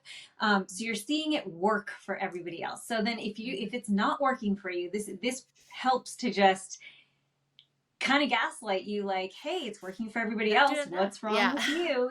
Yes. And Oh, take there's more calls training. all the time. There's always a call to go. So there's always fear of missing out.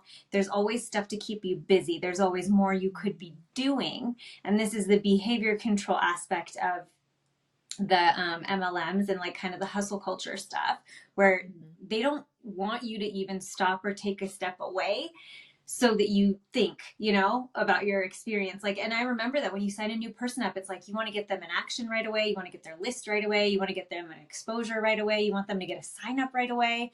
And shit, if you don't hear from them in 3 days, they probably talked to their best friend and Googled it, and they're probably quitting. Like that is, so Yeah. you have to keep people, just like they call it, keeping people around the campfire, because Mm.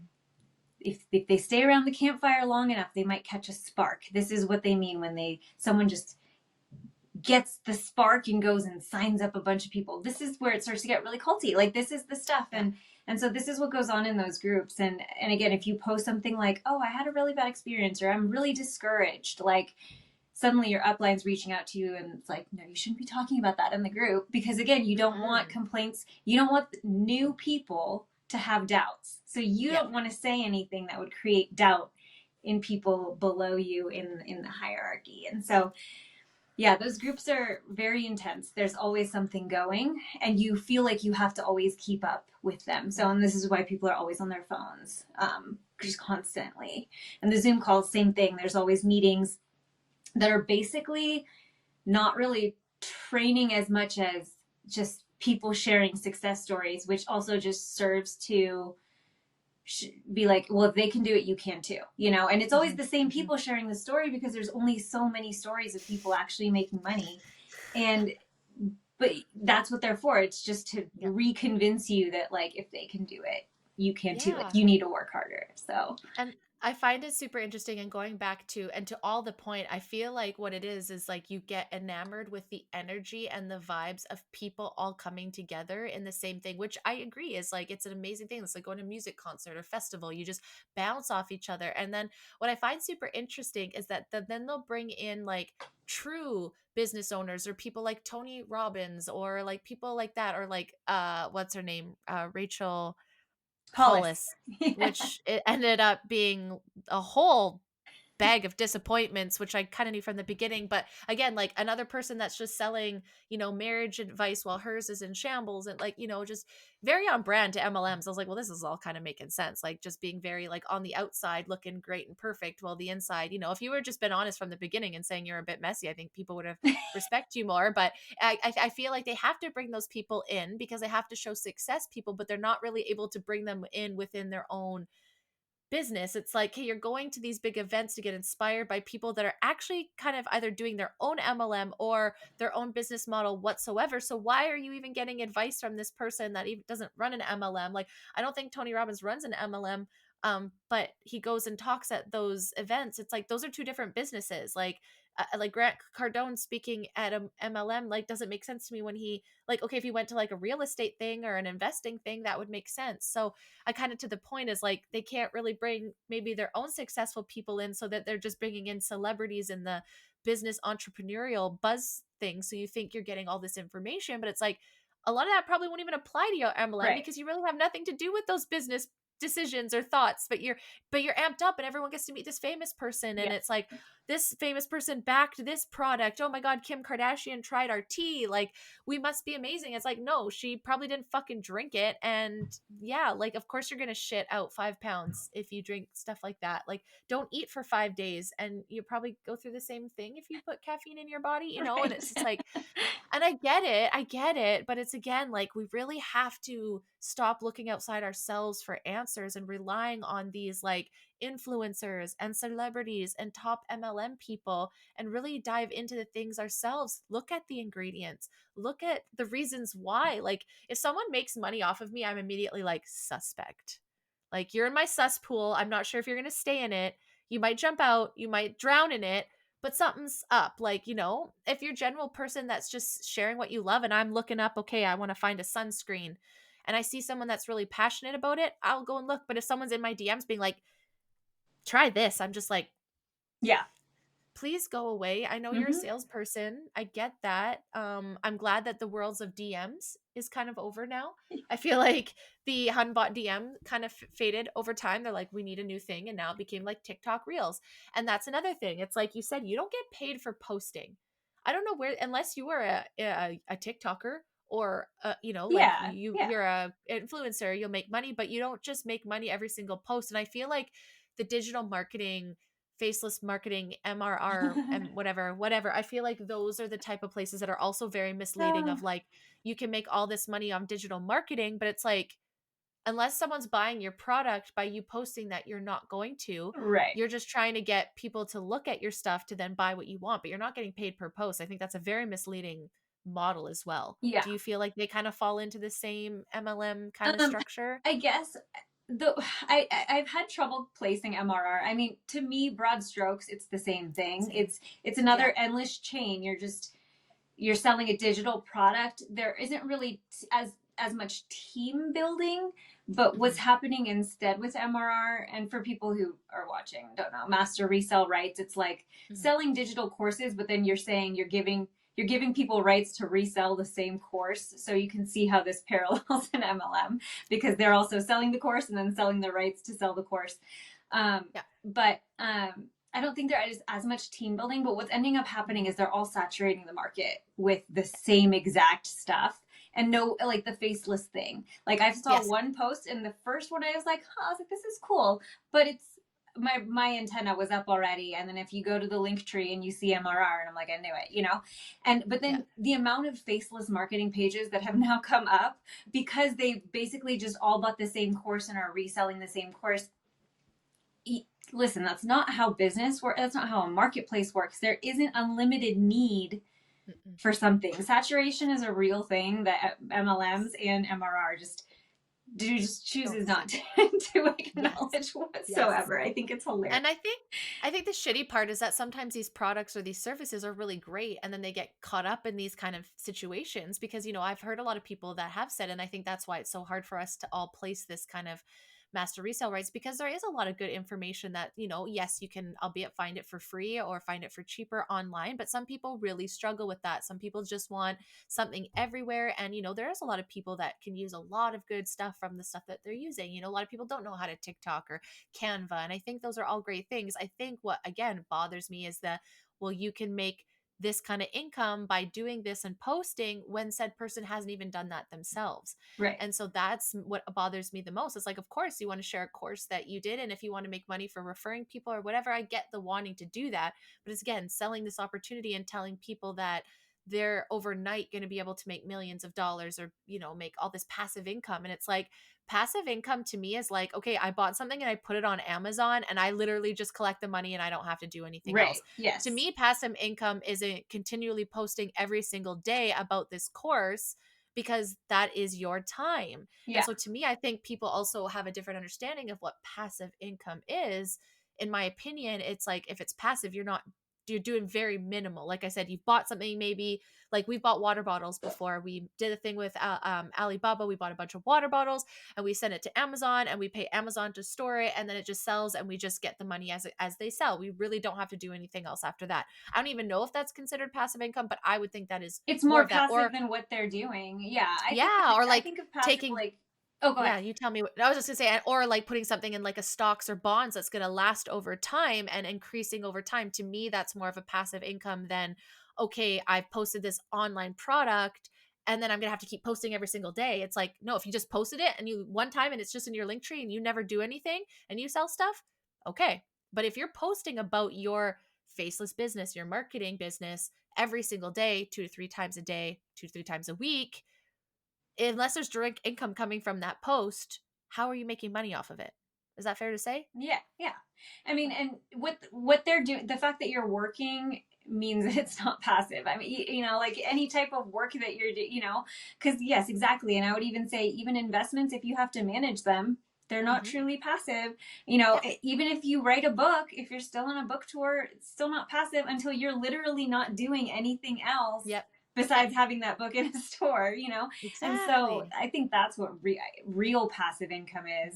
Mm-hmm. What they're alluding to is, again, that dream of building this huge downline, and you have like, you're at the top of the company, and even the people below you, first couple ranks, are at the top of the company. So you literally have no work to do because the organization is growing off the work of other people.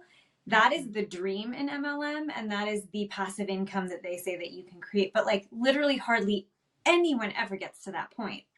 Even No. people who do end up building those huge downlines and making the millions of dollars, they generally don't stop working. They're still doing what they're doing. And so it's still not passive. And because So, I remember you making a good point, which in my mind and when I'm being gaslit, I would have never thought about. It's like, cool, you got them to sign up. Are they going to stay?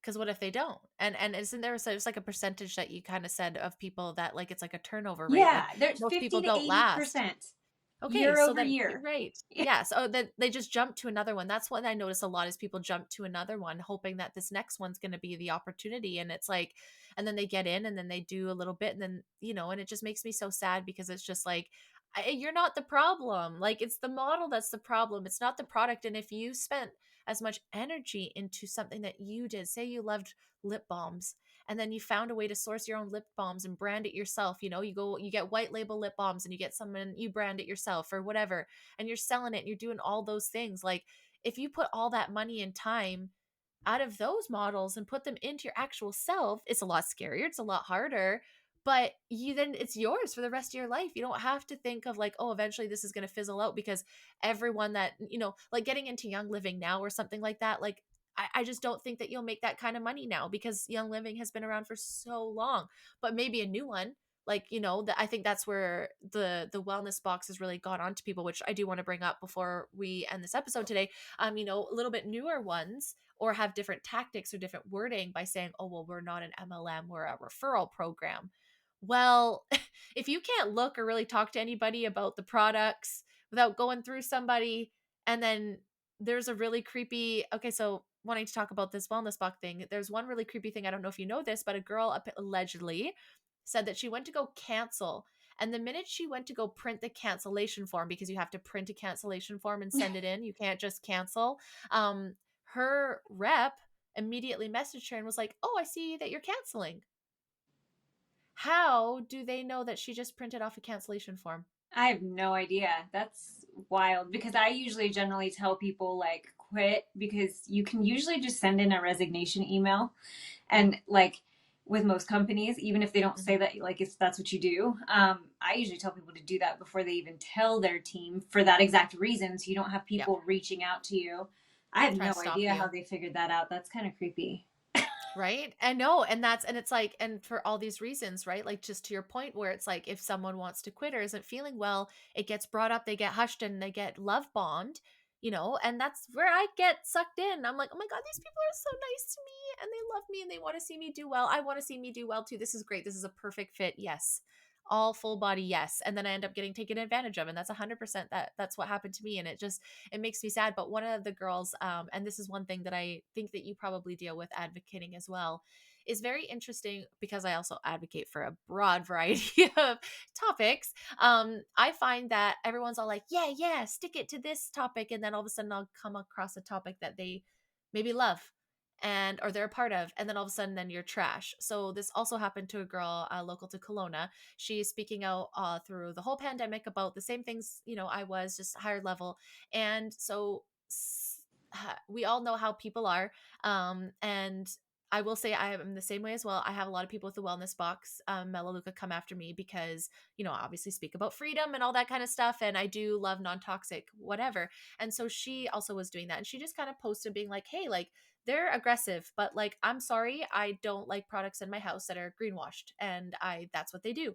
And you can say that it's great for you, but that's not what I want as a stay-at-home mom. That's not the model that I want to live in. And she said that she felt like she was in high school. Like there was a lot of people that were agreeing with her and too afraid to say anything, that were like, there's like, I told her thank you, and if this is awkward, I want to kiss you, because I know you have a big platform and I know you're going to get a lot of shade, especially being in the freedom community, about speaking out against this. And then all of a sudden it kind of started this like little ball of everyone kind of coming out and saying all the things that they had dealt with. And then it also came to a slew of wellness box reps just tearing her down and saying she doesn't know anything. The same people that were just cheering her on for the last 2 or 3 years about speaking out about the government and all of the laws and everything that's going around and the fires that we're having. And it's like, okay, you loved her when she did that, but the minute that she turned around and said, hey, there's some red flags here as well, you might want to look more into these products, then she gets hated on.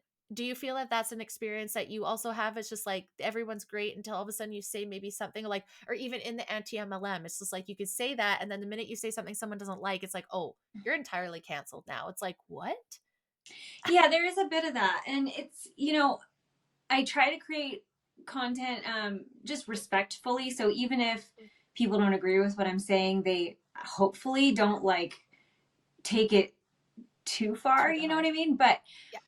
yeah, I don't know. I feel like people really need to let others believe what they want to believe. I'm more about like everyone has their right to an opinion and everyone has their right to their own beliefs. It's really only when it's hurting other people or, and that's why I like to focus on like the behaviors of things as opposed to what people actually believe in, right? Like I don't care what God you believe in, but if you're using your God to hurt other people, then I have a problem with that, or like whatever it is. And so it frustrates me to see that because, Yeah. you should be able to say whatever you want, and what that's a sign of is brainwashing, for lack of a better word, because if you can't objectively look at something, like you should be able to objectively look at Yeah. anything, especially something that you are invested in or involved in. If you can't even see the other side or even entertain the other side, like that should be a red flag for yourself that, oh crap, maybe like I'm not thinking properly about this, or maybe I'm in a little bit over my head. Like, so what that shows me is that those reps, those Melaleuca reps that are, you know, attacking her, I mean, she may be talking about some controversial things and they may not like what she has to say, but like that's a sign that they are kind of being controlled by something. They're not thinking for themselves in that environment. So it's an unfortunate reality, like just because of the cancel culture. And I was just having this conversation with my boyfriend the other day. I'm like, listen, you can look up to some, I don't even really have, I don't have role models. I don't have look up to gurus. None of that anymore. I just don't. I think everyone's a human. Everyone makes mistakes. And everyone, you know, you may like something that one person does and you don't like something else that they do. And that's fine. Like you know, Yes. they're entitled to have their own opinion Be and you can different. have your own opinion about it too. It's just a Yes, sad reality of the world that we're in. it It is. sucks that she's going through that, but it's Mhm. so common. I mean, Yes. and in my personal experience with MLMs, it's like people will like the things that I'm saying, the things that I've posted about, they always have. But then when I start saying this, it's like they're up in arms about it. And it's like, Yeah. okay, You're not like credible anymore. you don't have to Okay. agree, you don't have to believe me, you don't have to listen, but you like the fact that you're going out of your way to attack is saying a lot. Yes, it says more about them in a sense, right? Too. And like the same way, I'm not wanting to offend anyone, but if you're going to make bold ass claims and financially with the product, you better be backing it up because I mean this in the nicest way. There's always going to be someone smarter than you out there. And there's always going to be someone that's annoyed with what you're doing. And they're going to try and come with receipts to prove you wrong. And that's exactly what I did this morning. I went on EWG. It's like a tox free kind of, not tox free, but just you put your products in or your food and it tells you like what different ingredients are in there and what they're known to cause and what are the things, and it kind of has a different grading level. So for one big thing that I see with the wellness box, and again, I don't really sit or give like, I don't like companies that virtual signal and just jump onto movements to make money for sure, but at the same time I'm not going to discredit a company because they might have more views or different views or more progressive views than myself. I just don't believe that. And that's one thing that I don't like about the wellness box specifically is that it's like, okay, well, don't go to brands, let's say like Native, because they support this an agenda. And it's like, that's totally fine. You can vote with your dollars. I care about the ingredients. And unless they're actually hurting people, I don't really care. Like if they want to, I'm not going to sit here and be, I'm not a conservative that says that they shouldn't be included in life. That's not who I am. I look at the ingredients and they are cleaner than the Melaleuca ones. They had better scoring. They had cleaner products. They had more products that had a 1, which is green, whereas most of Melaleuca were definitely like 5 and above. There was like one item that was green on there. Not saying that there's not. I'm not saying, but I'm just saying when you're touting that there's, you know what I mean? It's like, okay, well, you care more about politics than the ingredients that are putting in your body, maybe, and that's cool. But don't say that it's the best, the cleanest out there when it's not. And Yeah. and then the ones that you're comparing against are actually ingredient wise looking better, and it's again, And you're you're, using that you're out there, manipulation. you're actually doing like research. You're taking two Yes. products and like doing research into both of them, where what they're doing is they're only repeating what they've been told. They're only getting their information from their company, and they're probably in a very similar situation where they have been told not to look at any outside information. Anybody online is hating. They don't know what they're talking about. We have the answers here. Like the same things that I was told. And so then when they're faced with a creator they look up to, even one that they liked is suddenly saying things that they don't agree with that maybe contradict what the company you believe so hard has told you. It's like it's part of your identity, like you need to go after it, you know. Yep. But it's that's what I mean when I say it's like indoctrination more than it is their actual research, because if they were able to do objective research and look up the same way you did, they would get the same results. Took 2 seconds, man. It's a free app. And the reason why I did it is because she was getting so heavily attacked, and I know she has a background in chemistry and she knows the type of things, like she's looking at it. And the other girl that I respect here too from Vancouver, she was saying the same thing. Like, I agree. Like, I do you want me to always say the full truth or you just want me to say the truth that makes you feel good? Like, which one is it? I'm going to say that these are problematic for me. Why does that upset you so much? Because I'm saying my opinion is that these aren't good. The reason why you're getting so upset is because maybe you don't fully believe it or maybe you don't know, and that is totally fine.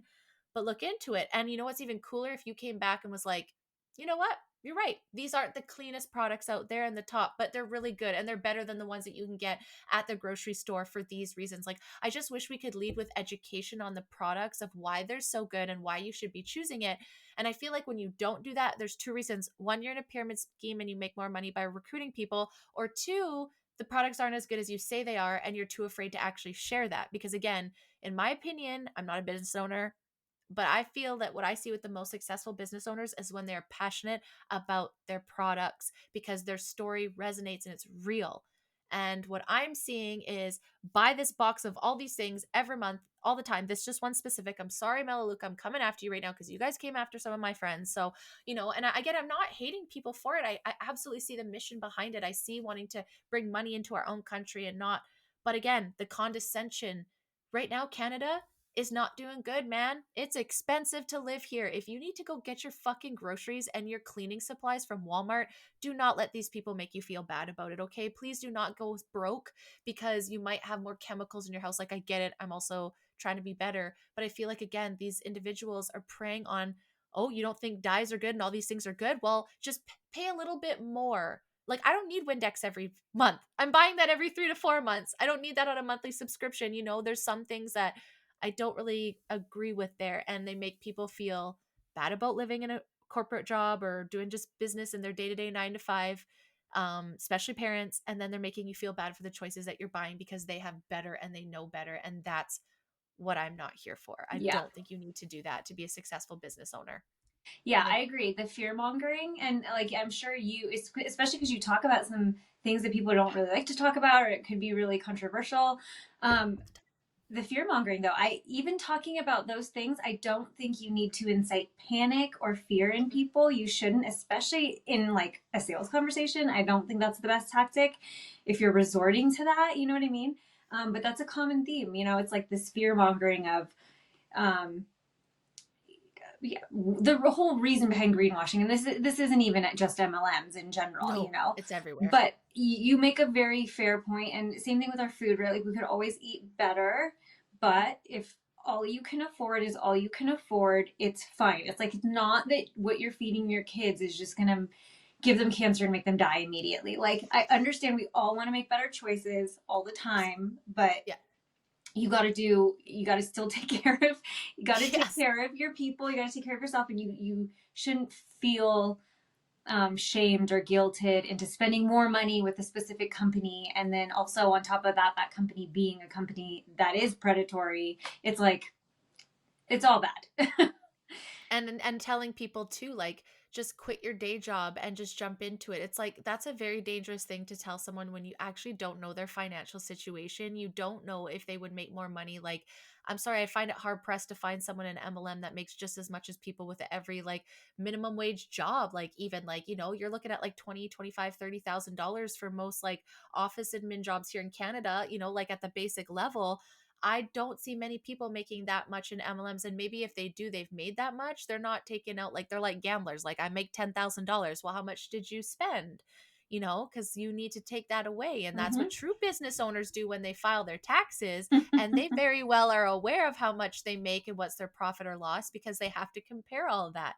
But I don't think that you have to do that when you're signed up to those things. So there's many things that I think could be better. And I think the biggest change that I think would be cool to see is people within the industry itself, or racket, or whichever situation or situationship you want to call it, start acknowledging the bad and start working towards that to make it better. Like, you know what I mean? I find everyone just comes in this defensive mode and say that's not happening. What I would love to see is being like, that happens sometimes. You're right. How can we make this better? How can we be that company that is not doing that to our reps? How can we make them feel empowered and feel like amazing salespeople and they can have their own schedule and they can do that? Like, how do we do that? And I think that's where I would be completely fine with it. I think independent marketing and network marketing, and especially if you want to be a stay-at-home mom and have your pockets when you work and you pick and choose when you talk to clients, totally, I get that. But check your fucking businesses. Make sure there's not huge lawsuits out there hurting other, because it could be you. What if it's you? What if it happens to you? What if you sell a shampoo to someone and then they lose their hair and then they're Mm-hmm. coming after you as a person and they're tearing you down on social media? Do you think Monat's going to give a fuck about you? Probably not. Like they'll probably be like, you did this yourself. You're an Exactly. independent person. You're your own business, remember? But if they're going to sue us, we'll pay for our lawyers, but we're not going to take care of, you know what I mean? So it's like, just be aware of the company that you're working for and the tactics that they're using, I think is my biggest message. Is Yeah. that fair? What would you like people to know, either that are in MLMs and like thinking about it, or ones that are thinking about getting in? What would you suggest that they do, looking Just into do them? your due diligence, take a listen to critics. And again, being, somebody who's just loved school, like, wouldn't you, when you do any type of research, like, don't you look at like all sides of the equation before you make and form an opinion and like write an essay on something or whatever? Like, you do your research and you take in the good and the bad and the ugly and the new stuff and the old stuff, and then you kind of put it all together and come to whatever your decision is after you've had some time to think about it. And um,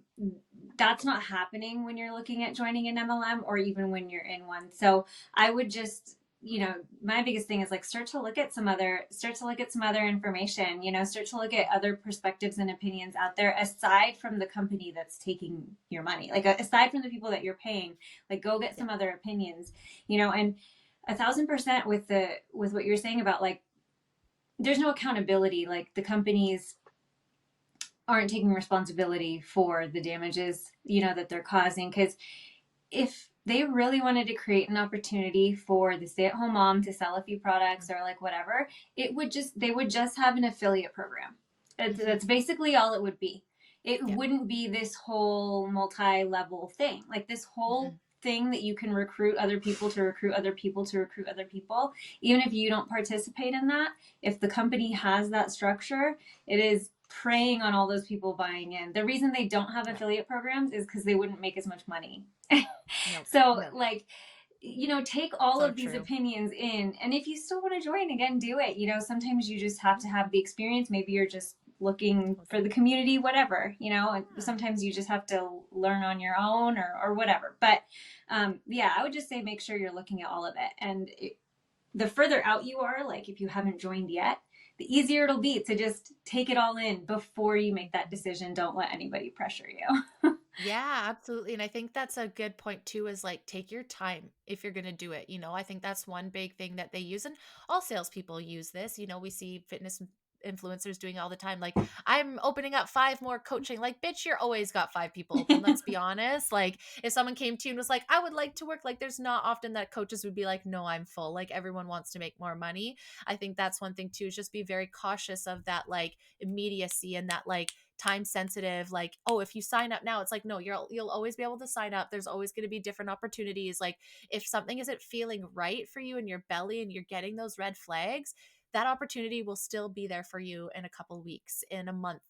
And biggest key is talk to the people around you and listen to them when they are bringing up, I think what happens is like, we have friends that are here that are being like, that want you to be a part of it, and then you go to someone like maybe your spouse and they're like, oh, that's not the best opportunity, and then they've already told you, your spouse might tell you it's not going to be a good opportunity, but just don't listen to them, they don't know. And then so you go in there with this, like, almost like you're going to fight your spouse because you already know that they're going to say no, and you're Mm-hmm. already pre-programmed to fight them on it. And you Yep. see so many in the Reddit comments of spouses being like, I don't know how to get my spouse out of this, they've racked up credit, like, and then they're not mad at first, but then they bring it up and then they do build resentment because then you're not talking about it and you can't be open about it. And you, like, when we say, and I don't think that this is being dramatic, MLMs have ruined lives, and yes, all other jobs have ruined lives. I'm aware of that. We're talking about MLMs today. They have done that. And to say that they haven't and that they've just been positive is such a disservice to everybody. And I'm all about informed consent on this podcast. Like you said, I like to talk about the hard topics because people are being gaslit. People are being lied to for whatever reason, nefarious or not. They are. And I believe that people should know what they're doing, because there's nothing worse than talking to a victim of something saying, I didn't know. Like, it's, I'm not saying that, like, people that are like, yeah, I did know I could get breast implant illness and then get it after. And it was like, huh, well, you knew. Like, no, that's not fair either. But at least if somebody knows and things are going south, they can pick up those flags a lot earlier if you've planted the seed that this might not be great. You know, if they go into something thinking it's they don't know that. They could just think it's them and they could be manipulated. But if you've already planted the seed that, hey, for example, like, Botox, your face starts drooping, like that could happen, right? Or you get really bad anxiety. Some people just think it's just my anxiety. It can be triggered by Botox. Then you know that, you can go get help for it. That's all I want, is for people to know that, right? Like, truly, you want to waste your money, you want to post a TikTok every single day about your product. Not my life. It's not what I want to do. You want to do it, fine, but be aware, and be aware of the company that you're working for. Look up the lawsuits, look up the negative, take those rose-colored glasses off. Look, so that if you have people like me or Kalika challenging that, you actually know. There's nothing worse than being humbled by a stranger on the internet. Let me tell you, I've learned that the hard way. It's not fun. It's not fun when you're like, I know, and then someone comes with it. You're like, fuck, I didn't look up enough, So do it for yourself too, right? So then that way you can be for sure that in your belly, in your heart, you can say it with your full chest that you feel confident in what you're doing. If you don't, and you start attacking people, I'm going to say that you're not very confident with your own feelings, right? Like, instead of like projecting onto people, those are the moments that you should be reflecting before you project, right? Like, okay, I'm going to project as I'm mad at this person. Before doing that, sit back and go, or go full fucking send. You'll find out the hard way, but like, there's a lot out there. And like you said, it's out there, but if you don't want to look at it, it's not there and it doesn't exist. So you kind of have to want it. And sometimes, like you said, you just have to go through the lesson, and that's the only way you're going to fucking learn. And that's life. We can't live in a bubble, right? So do your best, listen to all sides, and go listen to Kalika. I get so excited. I was like, this is so exciting. I only actually had 2 episodes that I was behind on. I'm like, I'm not even behind. This is amazing. You're not, because I have not been posting as much as I want. I have all these ideas, but that's so much work, man. It's so much work. That's what people don't get. Like, it's so much work. And that's all I'm saying is, like, these models aren't necessarily built for just like plug and play, babes. Like, it's a lot of work. It's a lot of hard work. It's continuous, nonstop. So just don't be sold the quick and easy scheme, whether that's MLM product, MRR, whatever it is, corporations, fitness coaches. Like, it's not just MLMs that these tactics are used. It's just predominantly that's where you see them, because most salespeople that are like selling cars don't come door to door or email you on Instagram. You just go to the car store and get a car, So unfortunately, these are the types that get these kind of business tactics. But outside of this, has been an amazing episode number 2. Maybe it's just going to be like every season we'll have you back. But is there anything else that you want to share? You were talking about, let's talk about your event quickly, just so that people know that there are events like that. If you can, before we jump off, tell me all about it. Yeah, so next week, and so by the time this comes out, it'll already have happened, but it'll be recorded. So perfect. There is a free conference that happens. It's going to be happening May 2nd and 3rd.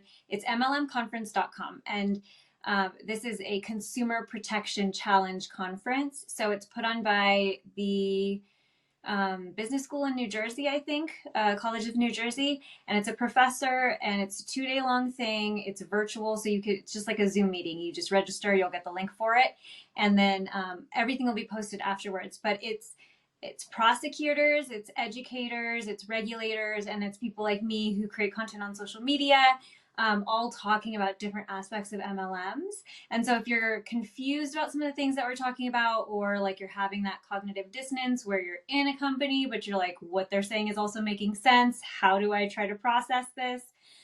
It's going to be very education focused, but they're going to be talking about past lawsuits against MLMs that have been successful, ones that haven't, different types of coercive control used, different types of like language, some litigation, like a lot of stuff there. If you want an idea, the old videos from previous years are on the website already, so feel free to go look at them. Yeah, there's a few things on there. It's tiny, it's growing. There's a growing movement of people who want to advocate for this. And so I'm really excited I got asked to speak. I'll be talking about specifically how MLMs control information to prevent them from being held accountable. So a lot of the stuff that we've touched on today.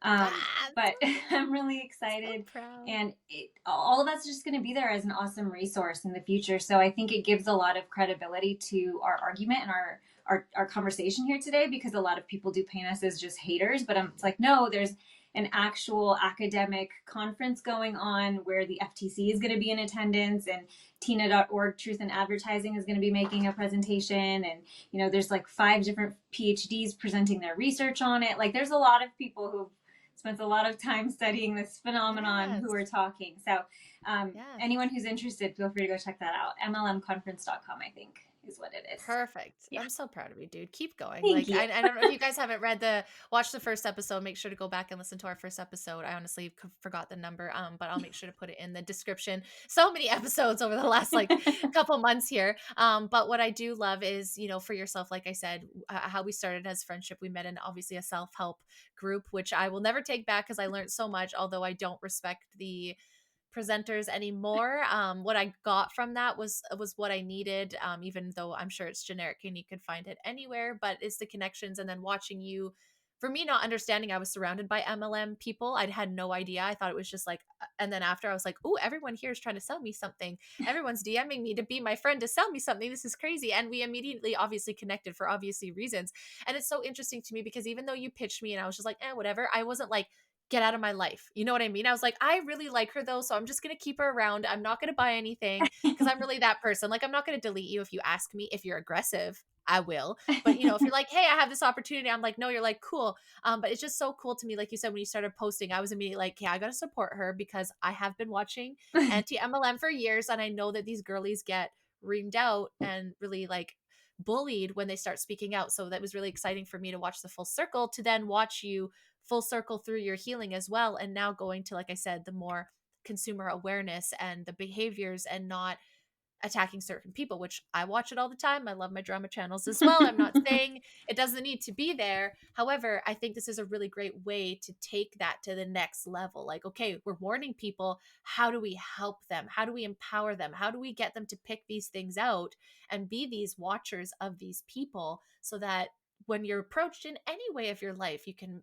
start seeing a manipulator, right? These are very great things to have in your life, not just for consumers too. So super proud of you. Keep going. Thank you. Thank you again for coming back and all you're doing. I can't wait. The next time we'll get back together and you're going to be like, yeah, I'm in school and I started this ex-hun, corporate retreat where you come to, we take care of you and you go through all of these things, and which I know that is going to be your future. So keep going, man. Thank you for all you're doing. Don't worry about the rest. You guys, make sure you go follow her. I will put her tag and her handles everywhere. She has great content, just sharing experiences, and I just love your videos. You're so great. So thank you for having me on. Yeah, I really appreciate you. Your support has meant so much to me, and you are just kicking ass with this podcast. I'm so happy watching you step into it too. So I just wanted to give you a little bit of shout out because you've been doing so much work, and I'm just amped for you, and I'm very lucky to have you around.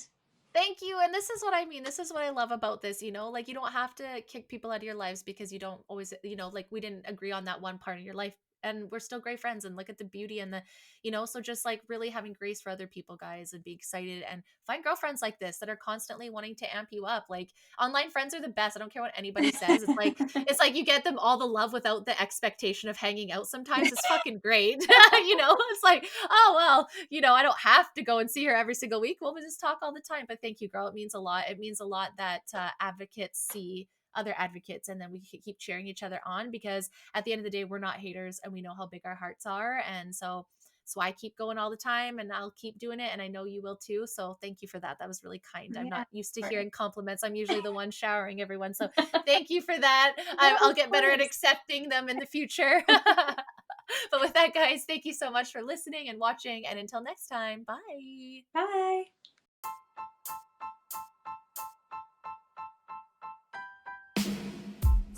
Thank you guys so much for the support. I cannot thank you enough for being here. If you like this episode and you want to hear more, please give me a follow at the Be Real Babe podcast on Apple, Spotify, YouTube, Rumble, and Pinterest. You can also find me on Facebook at the Be Real Collective. Until next time, guys, bye.